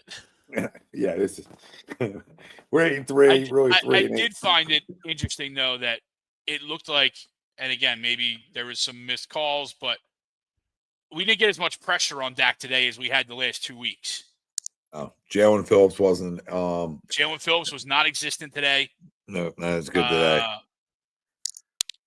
So that's part of why Dak was able to throw it all over us because we didn't get Myles Garrett. You know what I mean? We didn't get Myles Garrett. Yeah, exactly. So I mean, he's going to have no, for sure. No, it was a good pickup, but like he took plenty of plays off in Miami. As a guy that watches the Dolphins diaper show, I mean, he took plenty of plays off. Yeah, and I like I said, I just think, and then nobody got really. No one did. No one got pressure. But we got pressure early. Obviously going up 21-0, I feel like we were getting pressure. Just not getting home. But definitely a weird day for it. That and the Kobe blitz at the end. I mean, that gets home every time. I mean, talk about a game of inches. There's the inch. And he just missed it too. Yeah, like I said, it's a game of inches. He's an inch away from hitting the arm. That ball goes up in the air, maybe. Who knows? Maybe it doesn't, right? Maybe it just goes right to the ground. But maybe ball goes up, tip drill. Maybe somebody's coming down with it, and the whole game changes. So, again, game of inches. Here we go. So 50%. Oh, the number 1 seed since the single bye makes the Super Bowl less than 50%. Wow. Morris, thank you, brother. Appreciate the little Google search. Still, I would like my odds less of playing less games, but I hear you. Maybe it just worked well for us the 2 years we had it to get there. You know what I mean? The 2 years we had the 1 seed, we got there. But either way, so I feel like you're stuck on the 30 points. Like I don't need to score 30 points. I got a great fucking defense. Okay, I need to outscore what every other team scores. Like I still stand by this offense is a chameleon if they can run the goddamn football. But all bets are off if they can't. I just think that you're stuck on the 30. I'm stuck on like we don't have to score 30. But I felt like there was more than one game. But maybe it wasn't my main focus, right? It hasn't been my main focus. Like Giants, Giants scored 30 against. They scored 30 against the Rams that are the best team ever. They scored 31 against Tampa. You mentioned the Giants. They scored 28 against Minnesota. Does that count? Is that close enough? I don't know. Like like that, you know what I mean? Like we just act like they can't do anything. Like it just goes against your point. Like, they can't score 30. They scored 33 or 32 against the greatest defense ever assembled in the Los Angeles Rams now. The unbeatable Rams. Like, come on, Bill. Like, I hate today too. Right? But come on. Like 3 times they have. And the fourth is 28 points if we want to count it. So no, it's not where you would like it to be. Right? No. I mean, the last 3 weeks you need to be better, right? It's 10 points, 16 and 21. Right? The last 3 weeks, not ideal. Not ideal. But 2-1 in that stretch. Happy Thanksgiving, Billy. See you, brother. Happy Thanksgiving, Bill. Happy Thanksgiving, bro. Let them talk shit, dude. They stink. It's a shitty organization. All right. Probably shouldn't hire Doug Peterson. We probably shouldn't do that. Or Chip Kelly. Yeah, and I mean, Jesse, yes, it's pretty damn close. I mean, are we really saying that this defense isn't as close to being as good as last year's? I think they've improved that one. I think Jesse's tying one on tonight. Yeah, the only defense, Jesse, the only defense that wasn't good in this regime was the 2023 collapse defense. This is why I don't believe they're a collapse-worthy team. Their defense is too good, in my opinion, for them to collapse. So now, unless they got 5 injuries out there now, and they're not as good, then they can go lose more. Right? You know what I mean? Again, not crowning any of those 3 guys. But if they would have 3 guys in their secondary on Friday, they're probably going to lose that game if Sidney Brown's running around. Yeah. I mean, he's still buns, so. Not making excuses. Just saying, like, if this defense is healthy, there's no collapse or healthy-ish. I don't expect bumps and bruises and guys missing games, sure. But I can't have, like, 3 guys in my secondary missing and expect them to be as good. No, I'm not going to be as good. But if I'm close to being as good as I am, there's no collapse in the forecast here. There just isn't. It's impossible, almost. Yeah, unless you average 40 yards a fucking game on the goddamn ground like they are, then maybe there is. Yeah, I think today is more of an anomaly than it is what's part? It is what's just an the whole anomaly? thing, right? I think because offensively, we've all seen it building to this, right? Whether it was tonight, whether it was an egg against the Bears, right? Chargers. I felt like in one of these next 3 weeks, we were giving one up. Okay. Yeah. I mean, I feel like we were too. So got the Chargers game too. It's another tough one. Yeah, but we get that extra rest. No, I'm just saying another tough game in another away game. Yeah. Right, because obviously this team doesn't have any back-to-back home games. But and it's a dome, so I don't know if we're going to be able to play there. No, we'll stink there. It's a dome. We can't play in a dome. Not sure how the 85 Bears won that Super Bowl in the dome either. Yeah. You know what I mean? It's tough to play. Tough for great defenses to travel inside. Yeah, that was That was a bizarre statement. Who's K and N? Nick? Nick? Michael, you're talking about firing Nick? Please tell me we're not. He's obviously not an Eagles fan. He can't be an Eagles fan. Is that an Eagles jersey? It's a goddamn Eagles cup and jersey. I mean, he's got the accessory. He's got accessories, and he's calling for. Got an early present. An early present accessory. Eagles are done. Check mark it. Rams number one now. Like we don't have eyes. Yep, we saw that. Yep. Are you real quick, Mike? Before we continue the conversation, I just need to know one thing. If you're talking about firing a coach that's going to a Super Bowl twice in 3 years and it won one, okay, I'm gonna just stop the conversation with you.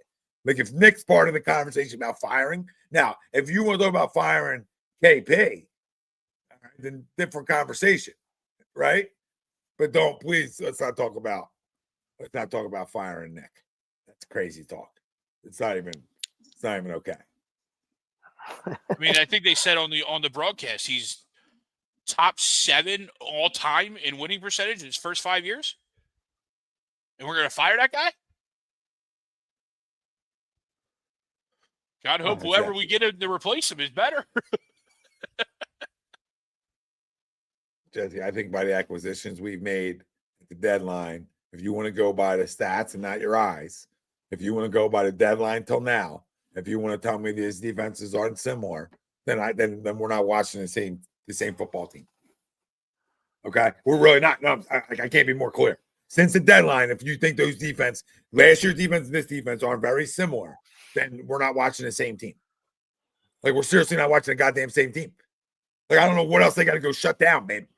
Since the deadline, they went and shut down. They literally went to Green Bay, and you can like it, dislike it. You can like the Packers, dislike it. It doesn't matter. And they held them to 7 goddamn points in their building. All right. Then they follow up at home against the Detroit team who loves scoring points, and they hold them to 9. All right. And a Dallas team that loves scoring points and held them down the goal line and 2 turnovers down the goal line, essentially, if you count turnover on downs, and give up 24 points. So, like, tell me how they're not, and Zach Bowen's a pick away from this game being over. Yeah. Something we haven't talked about all day. Catch the fucking ball.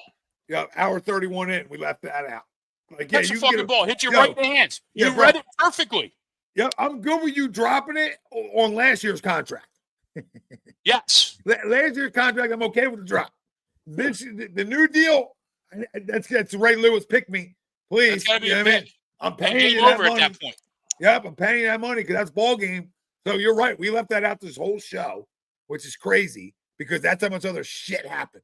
Yeah. that gets overlooked. So much other slop happened today that an easy pick because, again, there's a reason you're a linebacker and you weren't put on the offensive side of the ball, right? Because you can't catch. But he's always shown he can catch.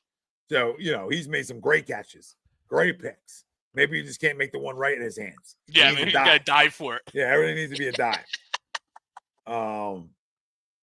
Yeah, the pick, Bill. Yep. Penalties, fumbles. Yeah, so much went wrong.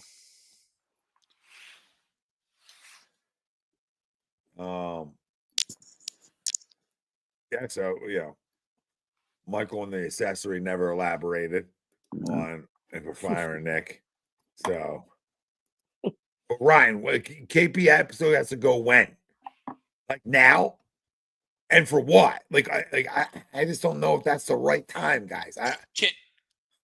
I might be on the wrong side of it all with Kevin Patullo, right? But first of all, it's not happening in season. That's what bad organizations do, right? It's not happening now. So can we stop in season? But whatever happens in the offseason, obviously is going to happen. But would it really be the worst thing if you gave Jalen another year with the same play caller? No, unless you had. Would it really be the worst thing? No, unless you had a home run guy again. 100%. Right. As I said, the offseason, whatever can happen. But I want another Patullo clan. What are you going to do when he's back next year? What offensive mind out there got a head coaching job because of them being a great offensive coordinator?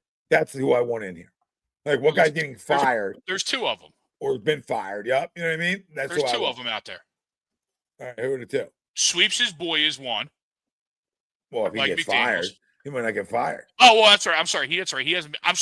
I'm so shocked that he hasn't been fired yet. I already count him as fired. They want to keep winning games. That guy's never been my guy. If he showed up with adoption papers, I would fucking disown him. Well, then the other guy is Brian Dable. Well, Dable, I'll take in a second to be a play caller. Sure. No question about it. I want that former head coach, Kellen Moore again. Doug's another guy. Doug, I can't do that with because he got fired. He got fired for Nick Sirianni. You know what I'm saying? If he didn't get fired for Nick Sirianni and he got fired for somebody else and then Nick got here, different conversation, right? I can't bring him in, for the guy that you got fired for. Yeah. He's still trying to park in his parking spot. Like, yeah, we can't. That's not gonna work. Yeah, that's not gonna work. That's not gonna work. Here's the scooter. Hey, Doug, here's the scooter. All right. Oh man! Trying to park in his fucking spot. Give you Dable's my guy. If I'm looking for a play caller, that was a great play caller, and that's why I got a head coaching job. But also a guy I think that's good with quarterbacks, right? And a guy who's coached Jalen before. I think you check all the boxes. One. He has coached Jalen before. He has coached Jalen. Yeah. You just got to be careful, because they'll probably call 56 quarterback draws. So you got to be careful with Dable. Well, we want that now. We've been begging for it. Yeah. You got to be. You got to set a limit on it. We can't run, so we've been begging for a concussion. I mean, we're over here. I call him Blue Tent Dable. Blue Tent Dable. It is Blue Tent Dable. But I would that would be my with Dable though. There's obviously been reports that he was an issue internally, right? I mean, that organization's an issue internally. So I mean, I'm not here to blame it on Dable. I think Dable's great with his players. I think Dable cares about his players. I don't think that was ever. I don't think that's ever been a problem with Brian Dable. So I think being the head guy isn't built for everybody, man. Sure. Yeah, I mean it's just not. And some guys are great at it, and they get lucky. And sometimes it's better to be lucky than good. But he got his quarterback too late. That's the difference. It took too long, and sometimes it takes too long. When it takes too long, like you can't lose 4 games in the fourth quarter and expect to keep your job. No matter what you definitely got him too late. But no matter what your leash is, Dart's probably happy that it happened because he's close to being in the freak. He's got 1 foot in the morgue. Yeah, if Dable stayed there any longer, I mean, geez, crack. Yeah, and what up, Len? And he goes, and I mean, Joe's the issue there. Now he's had some good drafts and he's had some good job free agency recently. If we're going to give any Giants credit here, but he's also had some bad ones too. So, I mean, again, I would take Brian Dable in a heartbeat. If Mike McDaniel was fired, I would take him. I would take him in a heartbeat. Bill's back. Yeah, Bill's back. Again, McDaniel, Dable, 2 guys that I think are great play callers. Yeah. I mean, listen, McDaniel gets the most out of Tua. That's saying a lot. Now, again, leader of men is different. When you're the head guy, it's different. You couldn't mess up the draft fucking spells. You're picking in the top 5 every fucking year. So, you expect a guy to fucking make a pick or 2. Pretty good. Those guys cockroach coming out. Yeah, he'll always come out after the Eagles lose. You'll never see him. The 3 times we saw him this year are after losses. So it's how he operates. What up, Leonard? Lenny, my guy, what up? What up, Len? Miss you, babe. And listen, we just got to get back to it Friday. That's it. I mean, Friday's a must-win football game. Let's go out physical them. They're good defensively too. They're good offensively, man. When you got a quarterback like that can extend, they're the dangerous guys out there. But he's been known to throw some up, and obviously he's still young. So, this is where you got to hope Vic can out-scheme him.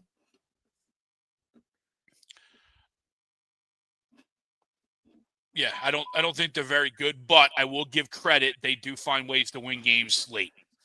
Right, and part of that is Caleb being. Listen, you got 3 days to find a way to gash them on the ground. All right, you know what I mean. They gave up 160 between 2 guys. All right, the Eagles, former key holder, Kenneth Gainwell ran for 92 today, at a 9.2 average, 55. Broke a 55-yarder, and then of course Warren ran for 68. So there's 160 between two guys right there. So they don't defend the run very well.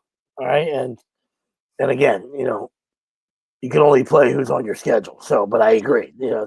When you're not that good, your schedule's not going to be that great. So they haven't played anybody. But I think this league is full of fucking shitty teams that haven't played anybody. So, can't argue that. So they play somebody Friday. Yeah. Yeah, for sure. Absolutely. Can't argue that one. Absolutely.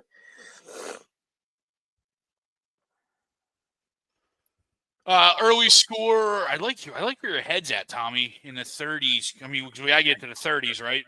That's what Bill says, right? Yeah, I mean, 28-24 is a loss in Bill. By the way, they only got there, and I didn't want to go back. I thought Bill went to sleep. I didn't want to pick at that scab again, but they only got there with the Rams because it was a scoop and score by. I know. A guy that blocks the sun. Appreciate you leaving that out, sweet. Appreciate you leaving that out. Got there because the guy in Eclipse picked it up and went and took it to the house. Sweep's gonna need you to leave that out. Could have still left it out. Guys, stop with Doug. I love Dougie P. I love him, but stop it. Frank Reich, I absolutely would, because I think he's I would bring him where there's a connection. They're close, right? So I have no problem there. But again, I'm only bringing in somebody that was a former head coach that got their head coaching job because they, were a great coordinator. Or I was giving Kevin Patullo 2 years. Yeah, that I think is the most likely, right? It's just obviously no one's ever going to turn down a head coaching job, but like Kellen Moore, did you have to go to New Orleans? Doesn't Tennessee sound a lot more better with Cam Ward than New Orleans? Yeah, I mean, I wouldn't have gone to New Orleans. I mean, but again, I guess he thinks, when's he going to get the opportunity again? But if I'm running it back with this offense, I probably would have waited for a better job in a situation. Yeah. Right. I definitely would have. Yeah, you were in a good spot. As a grown man that said no plenty of times, there's nothing wrong with staying put sometimes. And I get it. The prestige of being a head coach in the NFL is obviously nothing I'm ever going to, understand. But run back try to go back to back, or maybe back to back with this team, or go coach Spencer Rattler and Tyler Shuck of the. Well, I don't even think it's prestige, Craig. I think it's just dollars and cents, right? You get paid a shit ton to be an NFL head coach compared to, assistant roles a lot of times. Yeah. But I mean, the prestige, I guess, is there's only 32 of you, right? You know what I mean? Well, I could see. You're in the picture every year. They go down to Hawaii and they're wearing funny shirts, and we can pick the picture apart and have a good time with it. So of course you want to be part of that picture. But agreed, there's if you keep doing your job well, the phone's going to ring every year. The phone will ring every year if you keep doing your job. So a job is going to continue to open up, and there might be a better opportunity, because sometimes, and I agree. And here's where Kellen could have used our guidance, as wily veterans. Sometimes you only get one shot. I know you're a young cat, you know what I mean? But if you turn that into a fucking poop show, I know it was already a diaper show. But if you continue and you don't change the diaper and you just let it fucking fill up with shit, then it's going to be right at your feet, brother. And then you might not get another job. Great call. And that's not an easy rebuild over there. No. There's easy rebuilds, and there's no quarterback. Like Greg said, I don't know. I don't know if Tennessee was better. Just quarterback. Even if they had a great roster right now for the future. Gotta have a QB. Like they don't. But my point is, say they just had a really young, good roster, and they were a QB away. I could get it, but they're not even a good young roster that's a QB away. They're just not a good roster. Period. That's a QB away. That's a long time away then. Now, everybody's a short period away when you get your QB. I get it, right? But, man, goodness gracious. How long do you get that leash? That's another Dable situation. That dude's fired in 3 years. He's lucky if he's fired in the third year. Yeah, I mean the quarterback they drafted is playing now. So I mean he's grinding his teeth. So that the clock started on 29-year-old Tyler Shupp. Or however, I think he's old. I don't know how old he is. It's just about. Yeah. Not far off. Now Jalen can't be taught. Really?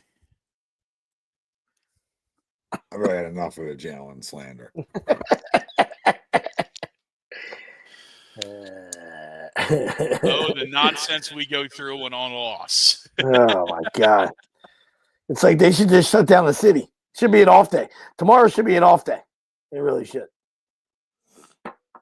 Because I mean, it is. This is really doom and gloom. It's doom and gloom. This pisses me off. No, this pisses me off because I've heard it too many times, and it's like if you go back on draft night, there's things you cannot question, and the ability to want to learn and get better was one thing you can't question about him, and his leadership is another thing you couldn't question about him. If you wanted to question other intangibles, be my guest. We all had question marks for sure. I think he's answered every question that you can try to put at his feet. All right, every question that you have that you want to come knock on his door and ask him, he's answered it. He's answered it, right? Like there's really nothing left more for him to answer besides go and continue to win, right? He's answered everything. Does he have flaws from the pocket at times? Sure. I mean, every quarterback has their things, right? So, I mean, but he knows how to win football games. He's always been a winner. So I'm tired of him not being able to be taught. Like that just sounds like that was reported by Derek Gunn. Like D-Gun now, or somebody that doesn't like him, right? Like I'm tired of it. Like the outside noise that has creeped into this football team by dial radio, by fans, and by people that love drama.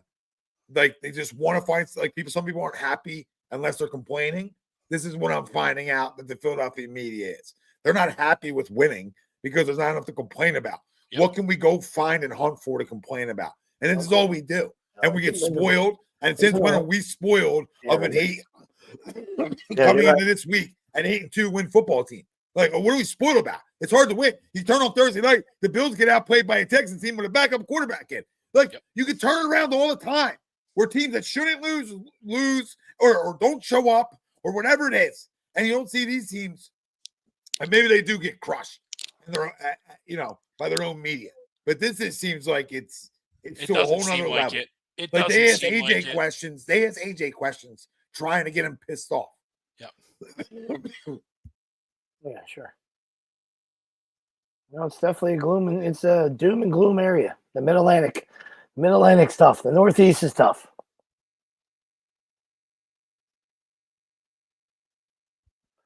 Yep, KZ, you're right. Absolutely, brother. Absolutely. Right? Everybody expects to be 17-0 and score 40 points and give up 9 points on defense and so I'd like to go up 9 on defense. It's wild. So instead of, like I said, that's why, we come in here and try to put our spin on it and give our opinions and try to stay semi-rational as possible, especially you two guys. You know what I mean? Like the easiest thing to do is, like I said, when you're bad, or that's why it's easy for the Dial and all these other places. When you're a bad organization, it's easy to scream into the microphone. You know what I mean? Like if you're a Giants fan or a guy that covers the fucking Giants, of course you're going to scream into the microphone every Monday about Dable and about losing game after game with a freaking lead.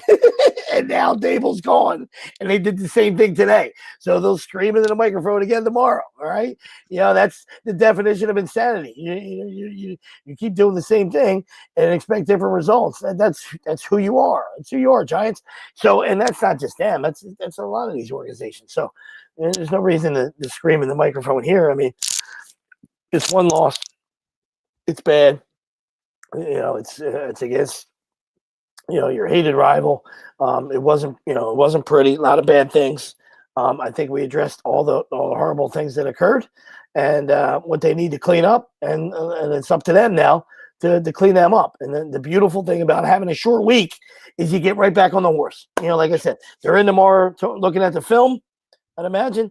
Not being ever been in an NFL locker room, but if you weren't on a short week, tomorrow would be an off day. See you Wednesday. But since it's a short week, they're in there tomorrow. We're looking at film, getting their bodies right because with the injuries, and then you got Tuesday, Wednesday, Thursday, to prepare.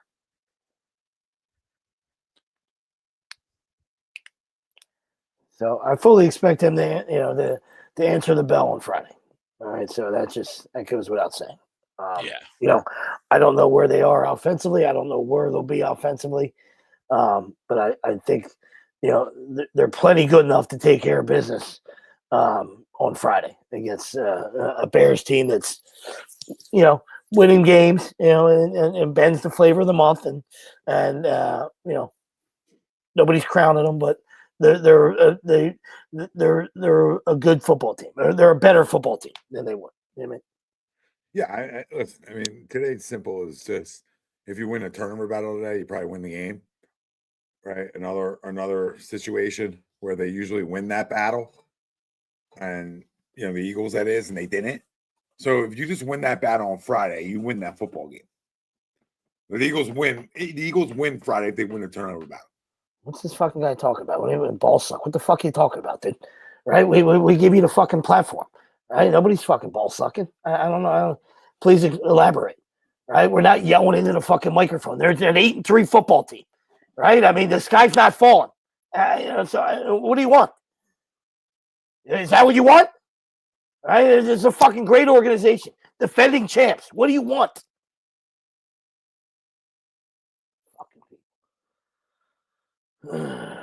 Yeah, I don't know what you're talking about, Sean, because you said all off season, first 4 weeks last year, they had to dummy down the system for him.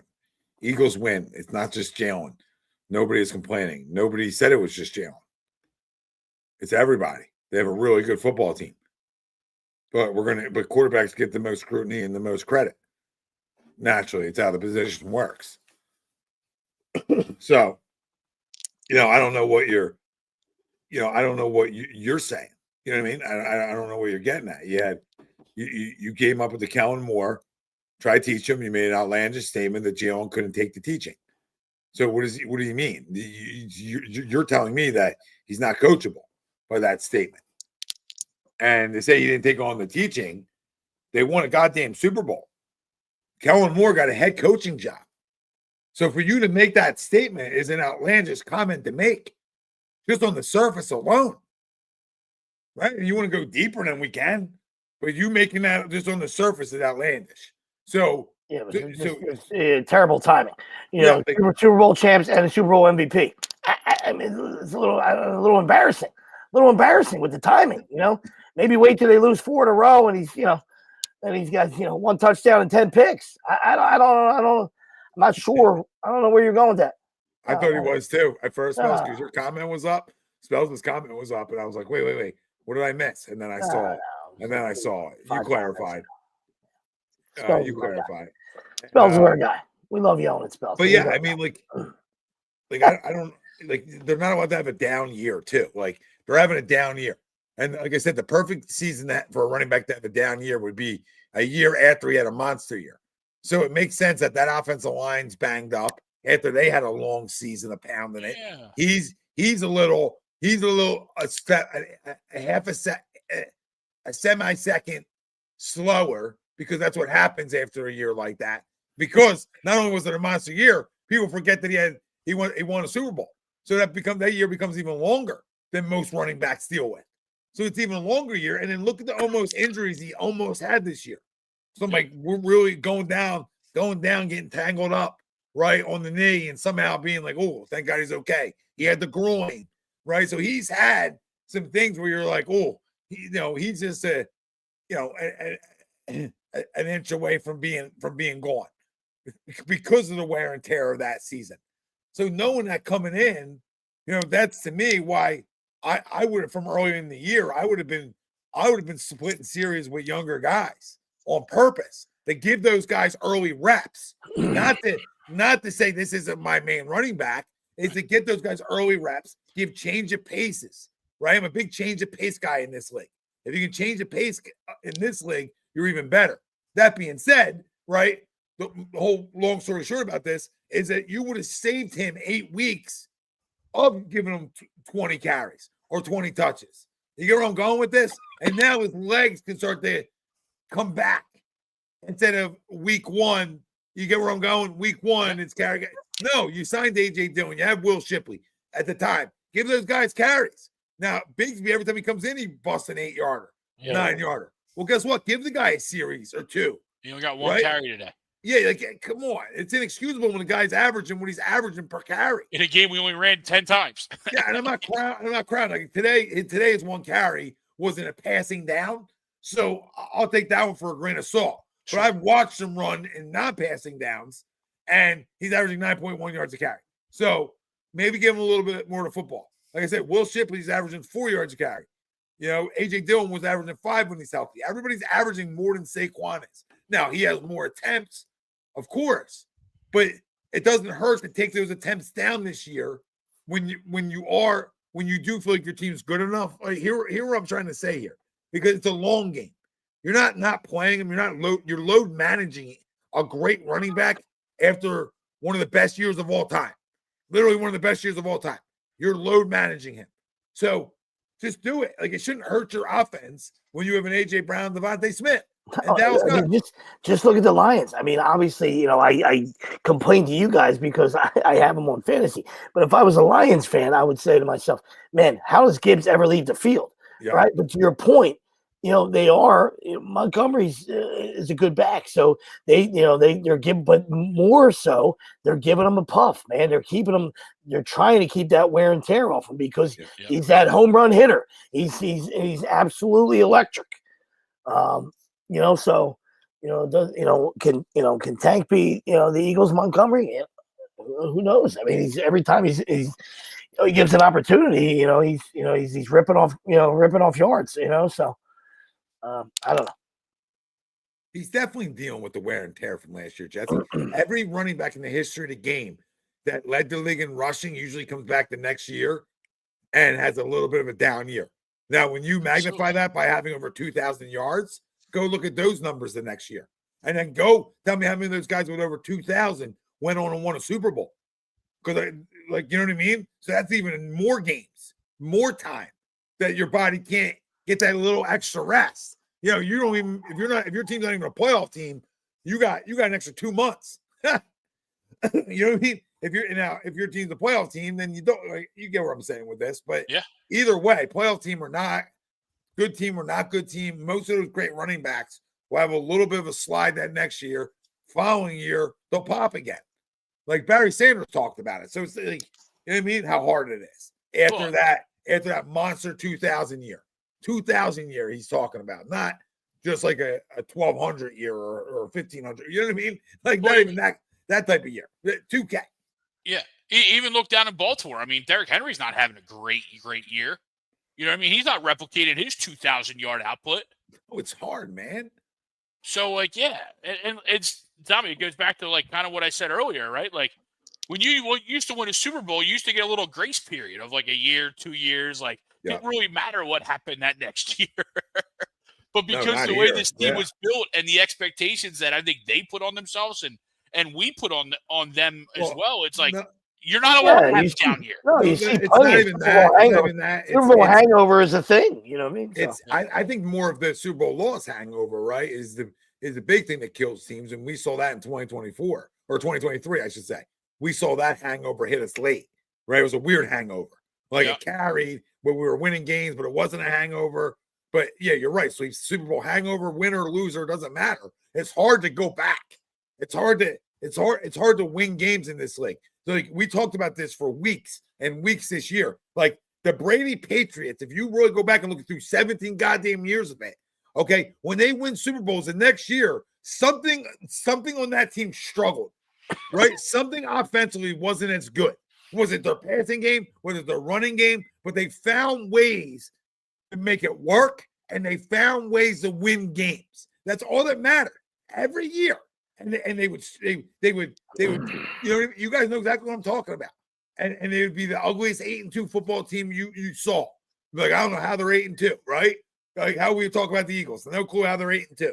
Well, they're 8-2, guys. You know what I mean? So like that should be expected after a Super Bowl win. But if you're 8-2, how are you complaining? Like if you lost Super Bowl last year and you're 8-2, I can see where the complaints are coming in. Well, we're trying to get over the hump. We're trying to get over the hump. So to your point, Greg, because of the youth of this team is why we see the window. Yep. It's why us as fans want more. And the right? talent. I mean, the roster. Yeah, it's a talent. So it's a talent. I mean, it's NFC title games. It's not even Super Bowl talk. You know, they make trades. They win in the draft. They win in trades. They win by signing guys. So there's, the offseason, they never sleep in the offseason. You know what I mean? So, you see plenty of other sports organizations do that. So when that happens, the expectations get a little lower, and it's like, all right, well, we'll just be happy to let's see what we can do with the current roster. You know what I mean? They're constantly moving the chess pieces around. You know what I mean? And that's why they're an elite organization. I'm saying this as an outsider. You know what I mean? I'm not. There's no green here. There's no green underwear on. You know what I mean? Like it's a guy looking in. Good to have you looking. Yeah. Keep the blinds open. How's it look from down there? It's okay. Yeah, I mean, offense struggles a little bit. Yeah, thanks. Damn it, you too? Appreciate you. Had no clue. Could have left that alone. No, I mean, Jesse, look at it. It makes you respect. It makes when you go back and you look at the Patriots, Chiefs, really the Patriots. I mean, Chiefs had a great run too. Right, and their run's not over yet, but you know what I mean. Like when you go back and look at these, it does make you respect it even more because how hard it is to do it, and how hard it is to follow up and respond that second year and keep winning games because you're the hunted, right? And the Eagles are the hunted every game as a reigning champs. You're hunted. Your schedule's harder. Naturally, it's supposed to be harder. Not all times does it work out that way. Oh, they're always they're always going to be the hunted because not only are they the hunted because they're good, is because now they're the most polarizing, right? Because of the tush push, the most hated play amongst people that can't stop it or do it. You know what I mean? So that that's it became a topic of discussion this offseason. They voted on it. Yeah. So, they're always going to be a lightning rod, and when you're good, that's what happens, so you got to embrace that, and you got to, and you got to have thick skin, We hit it. How can they run the ball in the next 5 days? Right? Yeah, sure, absolutely. Yeah, and you can run the ball on the Bears, so you got to figure it out. All right, this is a 100-yard game for Saquon, and a 50-yard game for Tank. If you're asking me, how game plan going in. This is a 100-yarder for Saquon and another 50 for Tank, and you try to run the football. I understand they're banged up. I get it. I'm just saying you can run the football on this team. All right, so I'll say another offensive lineman. Another 40 in the National Football League. You're a lineman. A member of the Eagles and Jeff Statland, you want to put your hands on people. So they got to move people around this week. On Friday, they gotta win the line of scrimmage like they've done for years on both sides. Because I think somebody mentioned it earlier. They got home once today. All right. Now that's concerning. All right. So when you don't win the line of scrimmage on both sides, all right, that's how you collapse and that's how you get L's. Yeah. Right? That's why this team has been great for a long time because they've been great on both sides. They've been great in the trenches, offensively and defensively. Yeah. So when we first started watching football, appreciate you, Ed. Thanks, Eddie. And I would suggest everybody stops listening to Dial and listens here. But no, I'll say to that, like when you first, you're teaching teaching the kids what football is about. You start with how you win, and you win up front, and you win by a great offensive and defensive line that's able to create pressure, stop pressure, run the football, stop the run. That's how you win. I thought the defensive front did a good job today of stopping the run early in this football game, set passing situations, right? You make teams one-dimensional, right? You play the defensive strength.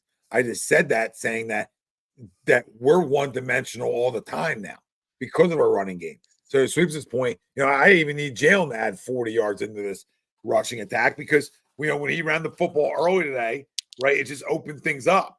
Like, naturally, when he runs the ball, it opens up everything. So, like, he needs not just design runs. Well, like, I go back to the RPO.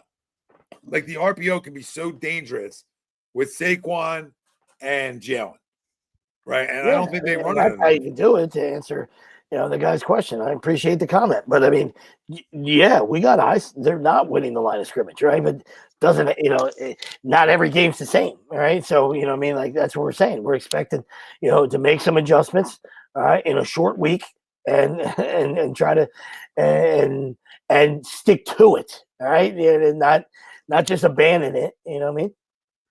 Well, he get 100 yards of Saquon because he's really that carry away, right? He just hasn't really had it.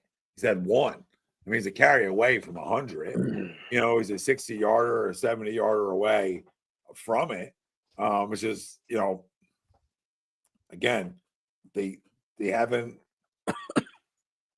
Yeah, I mean, listen, if they do more RPO with Jalen and allow Jalen to keep it and run it at times in that format, I think it's going to open up a lot of things. And to that point, like, that's what kind of made that third down call, I guess, kind of to Billy's point.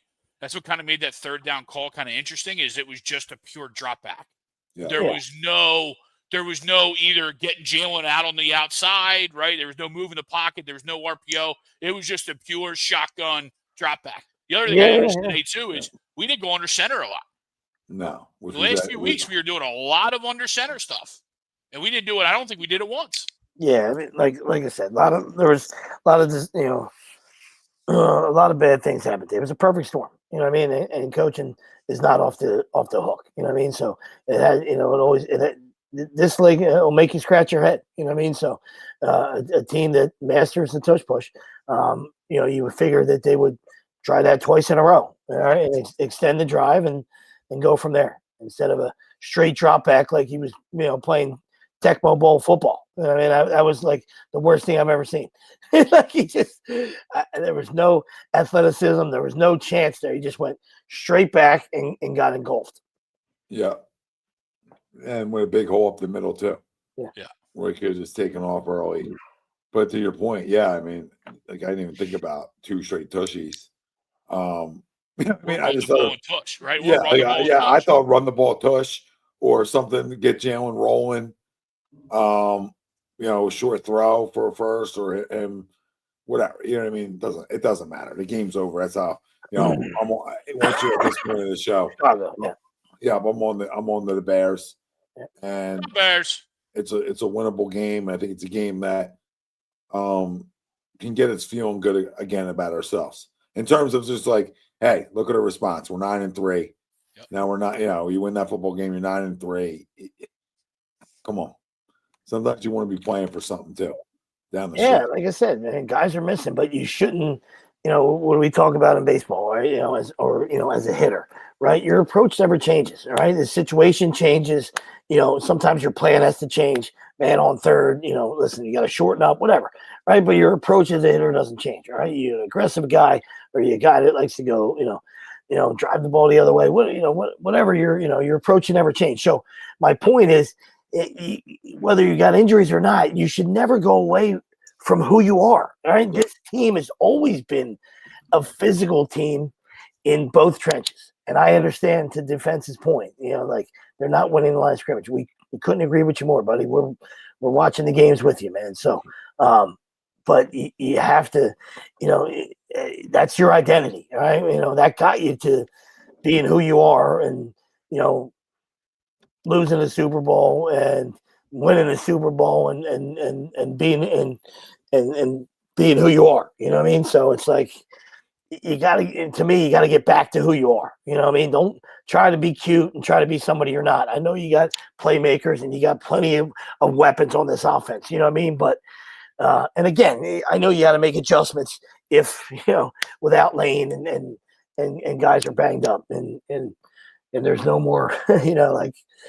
Even with Lane, it doesn't matter. Even without Lane. Even without Lane, they should be able to run the football, better than running with Lane anyway. Better than they are. We couldn't run it with Lane anyway. So even with Lane, it didn't matter. We haven't ran the ball well anyway. So to your point, it's like it's getting back to the identity. Running the football is a 1-2 thing. It's a scheme thing too, right? And it's just weird. It's a rhythm. Now, you can't identify. It's hard to identify what's really wrong with the run game either. It's crazy. Besides Jalen just not being as big of a part of it as he has been in years past. Sure. In my opinion, and I think yeah, you're trying not to have a guy get killed. It's very easy to get killed in this league. I think that's where like some of the to defend it comes into play.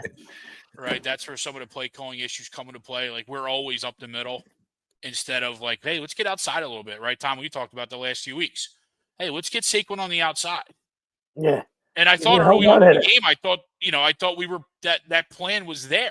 Whether it was the run, whether it was the pass, right? We were getting Saquon out in space. We were getting guys open in space and letting them run after the ball, and then everything stopped. Yeah. Everything stopped. I've never seen like it. Like I really thought the game was over. Like, and I don't ever feel that way. Yeah. But I was like 21-0. I'm like, okay, this is a wrap with our defense. Yeah, like, and they got to throw the ball. So pin your ears back, and they're not the offensive line that they used to be. Pin your ears back, and I fully expected this to be a 4 or 5 sack game. Absolutely. No pressure. Yep. And I think that's where having a Monday night game, a Sunday night game, right, and then followed up by a Fox game in a week, right? Yeah. Like I think you run out of get up games, right? I think naturally you just run out of get up games for the front. You know what I'm saying, right? You can run out of a get up game. Now Friday you got to get up now, and I think Nick said that. I didn't even mean to say that, but Nick said that in his presser. What's your message to the team? Get up. Next to the team, get up. We got another one. We got to get up for the next one. It's time to get up for them now, right? And that was his message to the team. Just get up, respond. We're on to the next one. And I'll say the same thing. It's really just get up for the Bears. What do you do when something like that happens? Yeah, exactly. Find it, and like I said, and the powers to be, get in there and find ways to put your players in the best situation to succeed. You know what I mean? So whether it's getting a guy on the outside, whether it's doubling a guy, when it's pulling a guard. I understand, pulling a guy, getting a guy outside. Can we run a sweep? You got a home run hitter in Barkley. You know what I mean? Like, let's find a way to get him. Maybe get him outside, get him in space. You know what I mean? So he doesn't. The holes aren't there. So that we all know that they were last year. You can drive a truck through, and then you still had to be. It wasn't like, oh, anybody can do that. You know what I mean? But there was, giant holes that he got through. He got to the second level last year more than anybody maybe in the history of the game. Yeah. I mean, you know what I mean? Let's call it spade a spade. Without being touched. Yep. He can play touch football. And last year he could have played touch football and he got to the second level. So that's not happening this year. So now that's what we're talking about, creativity. You know what I mean? Like, you got to get out in space. Get this guy. Find a way to, get, bounce something outside, get out in space and get around the corner and see if you can, you can break a 25, 30 yarder. You know what I mean? They don't have to be the 60 yarders. They're fun. You know what I mean? But how about 25, 30 yarders? Yeah. And I'll take a 12 yarder. At this point. Well, yeah. Of course. Yeah. I mean, they keep the guys out of the box. Yeah. Take a first down.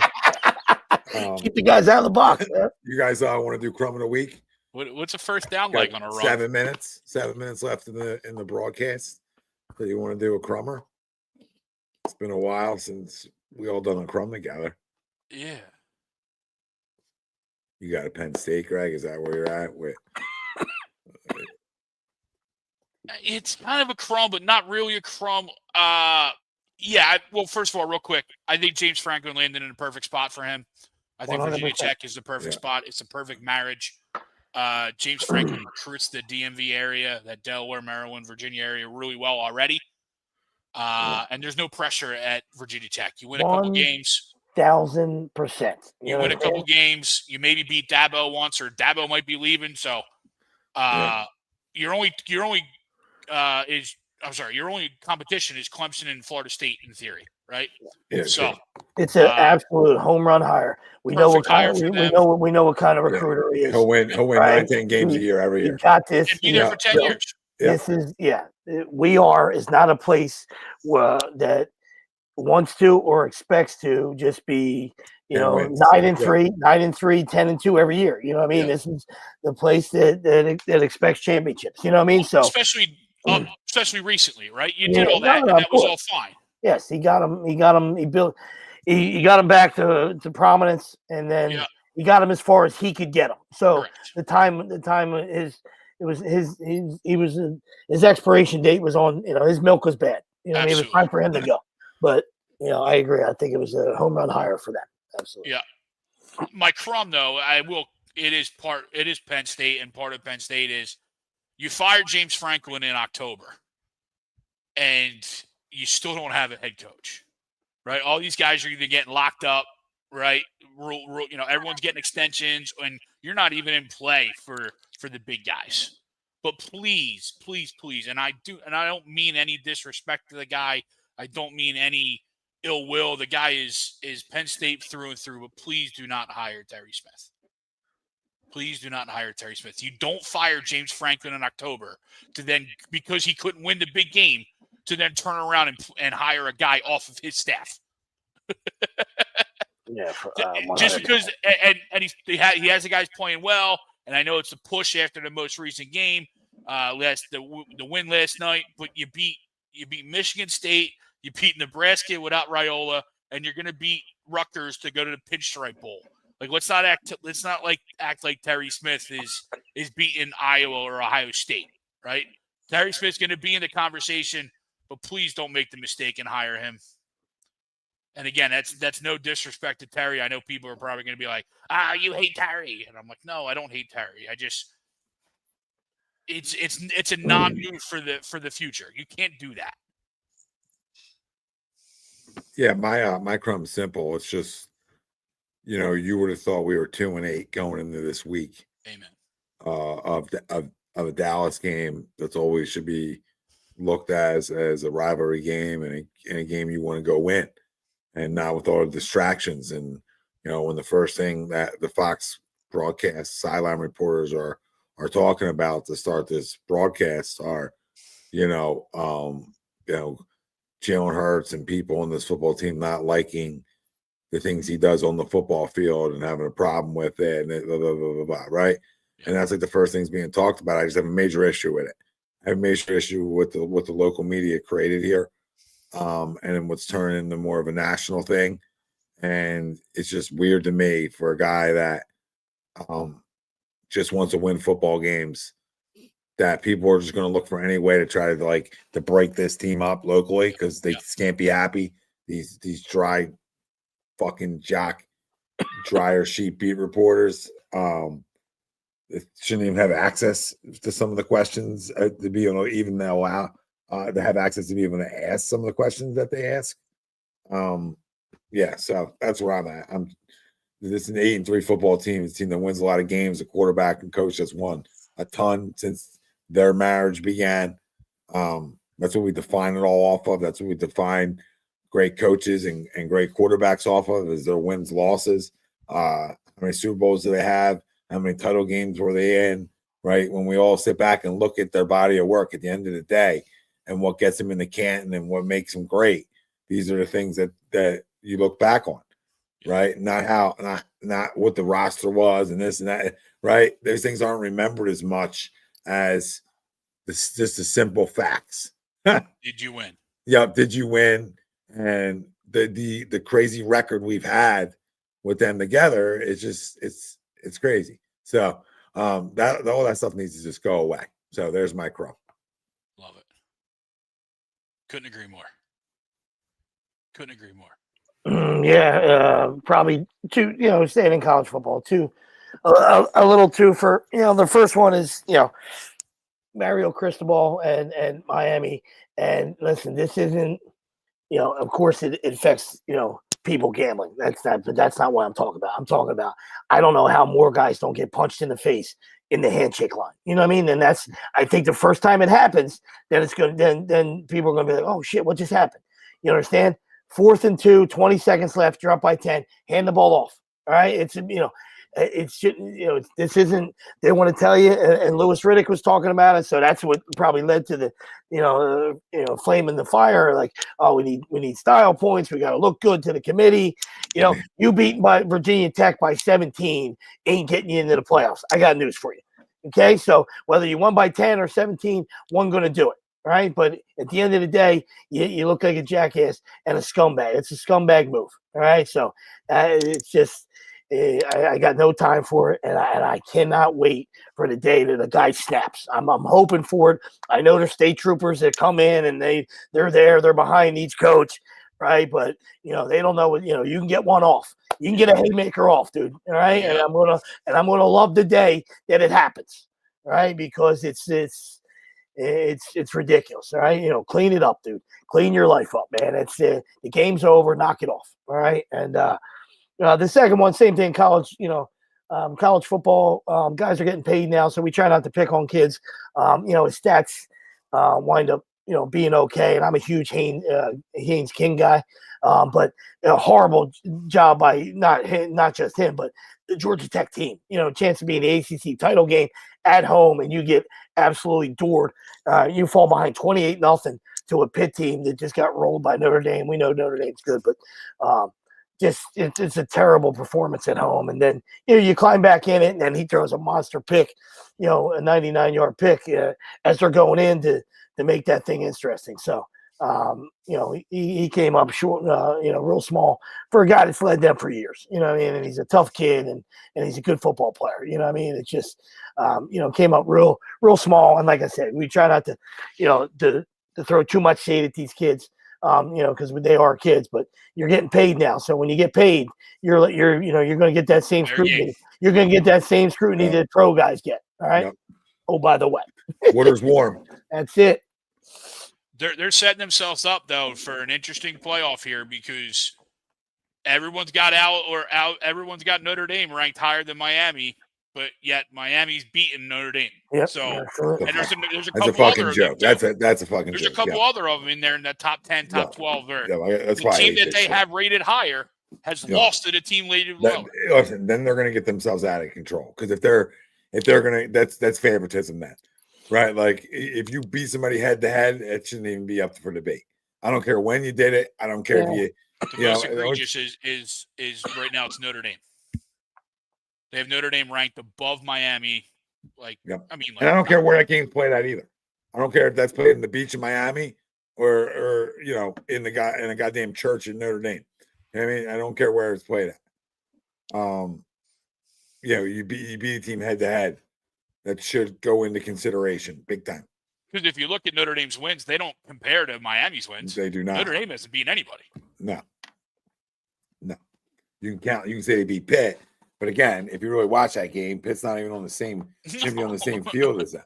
It's not even fair. It's just a size difference of the players. You could just tell. Is this a D1 team? You know what I mean? Is Pitt D1 today? Would they bring in the JV squad? The speed, everything was just different. And a couple pick sixes, yeah. I mean, it's just different. So, but listen, it's still a great time of the year coming up. Absolutely. Sure is. And happy thing. We'll see. I'll see everybody Wednesday night, but happy Thanksgiving to everybody out there that isn't joining Wednesday because I know a lot of you will be out. Sippity toot-on. With the big fella. I'm sure the big fella going out. He always looks for a time to go out. Guy just hunts for one. You know what I mean? Tuesdays. You had to check in today just to let us know. Like, I'll be back for a 3-week stretch. It looks like he said after the bender tonight. Into the bed there. Yeah, I'm going out tonight. Like he's like it's just funny. Like he's the only guy who can and I'll just crumb him. He's the only guy. He can't go out and be like a 40-year-old and have 3 to 5 drinks and just be like, yeah, I'll come home. I'll be good. You know what I mean? He's got to go out and get absolutely annihilated. You know what I mean? Be responsible. Be responsible. Like he's 20. Like he's not even 21 yet. Like he's 20. Like I just want to, I'm defying all odds by this extra drink. Like, you know what I mean? Not allowed to have it. Like it's, you know what I mean? Like, oh my God. I love you, big fella. And I don't. So we'll see you. We'll see you when we see it. But no, great show, boys. Oh yeah, on the way out, I got another one. I mean, real quick, it'll take 2 seconds. And I said it in my audio. I mean, the fact that we got to call this guy or the normal people or you other people that follow the rules. I didn't know it was a thing. Other people got to call. Other people that follow the rules got to call him Arch Manning. Is beside me. Will never happen in my household. He's fucking Archie. And if you didn't want to fucking be in your fucking, you want to be. You didn't want him to be in Grandpa's fucking footsteps, then you should have named him fucking Bill. All right, that's what I got. No fucking time for Arch. No fuck are you? I mean, what Bob Manning, fucking Seal and Cher, Arch. Get the fuck out of here, fucking Archie. That's what you are. You're Archie fucking Manning, fucking the third or the fucking second. I don't give a fuck. Facts. Fuck out of here. Bring that bullshit to somebody else, Cooper. Sorry. It's fucking great. It's great. All right. Love you all. He gets scared off by that almost loss. See you next Sunday. See Don in a minute. Well, since we whooped that ass. Yeah, I was gonna say, been a hot minute for me, but he's been on that.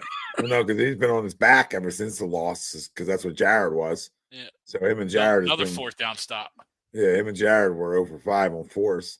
Him, Jared, and Dan. So he's, he hibernated. He snuck one out today. So I'm sure. Give it another week, and he'll be back Wednesday. He'll pop in. It's 12:06. Maybe the Giants in overtime. He's gonna pop in. He'll pop in Wednesday night. Yeah. No, we got the Bears, and that helps him. Right. So we'll pop in. He'll pop in Wednesday. Oh, that's another quick one. The supposed Bears-Eagles alliance. Right, we took care of the NFC North. They took care of the NFC East. We didn't need your help, Bears. We didn't need your help. But go ahead, do you? Yeah, I didn't know it was a thing, but I do know it's on Twitter. We're out. We're out. We love you all. Fuck you, Twitter. And everybody else, you're cool. Happy Thanksgiving. Later. Happy Thanksgiving. See you next Sunday. I'll see you Wednesday. We out.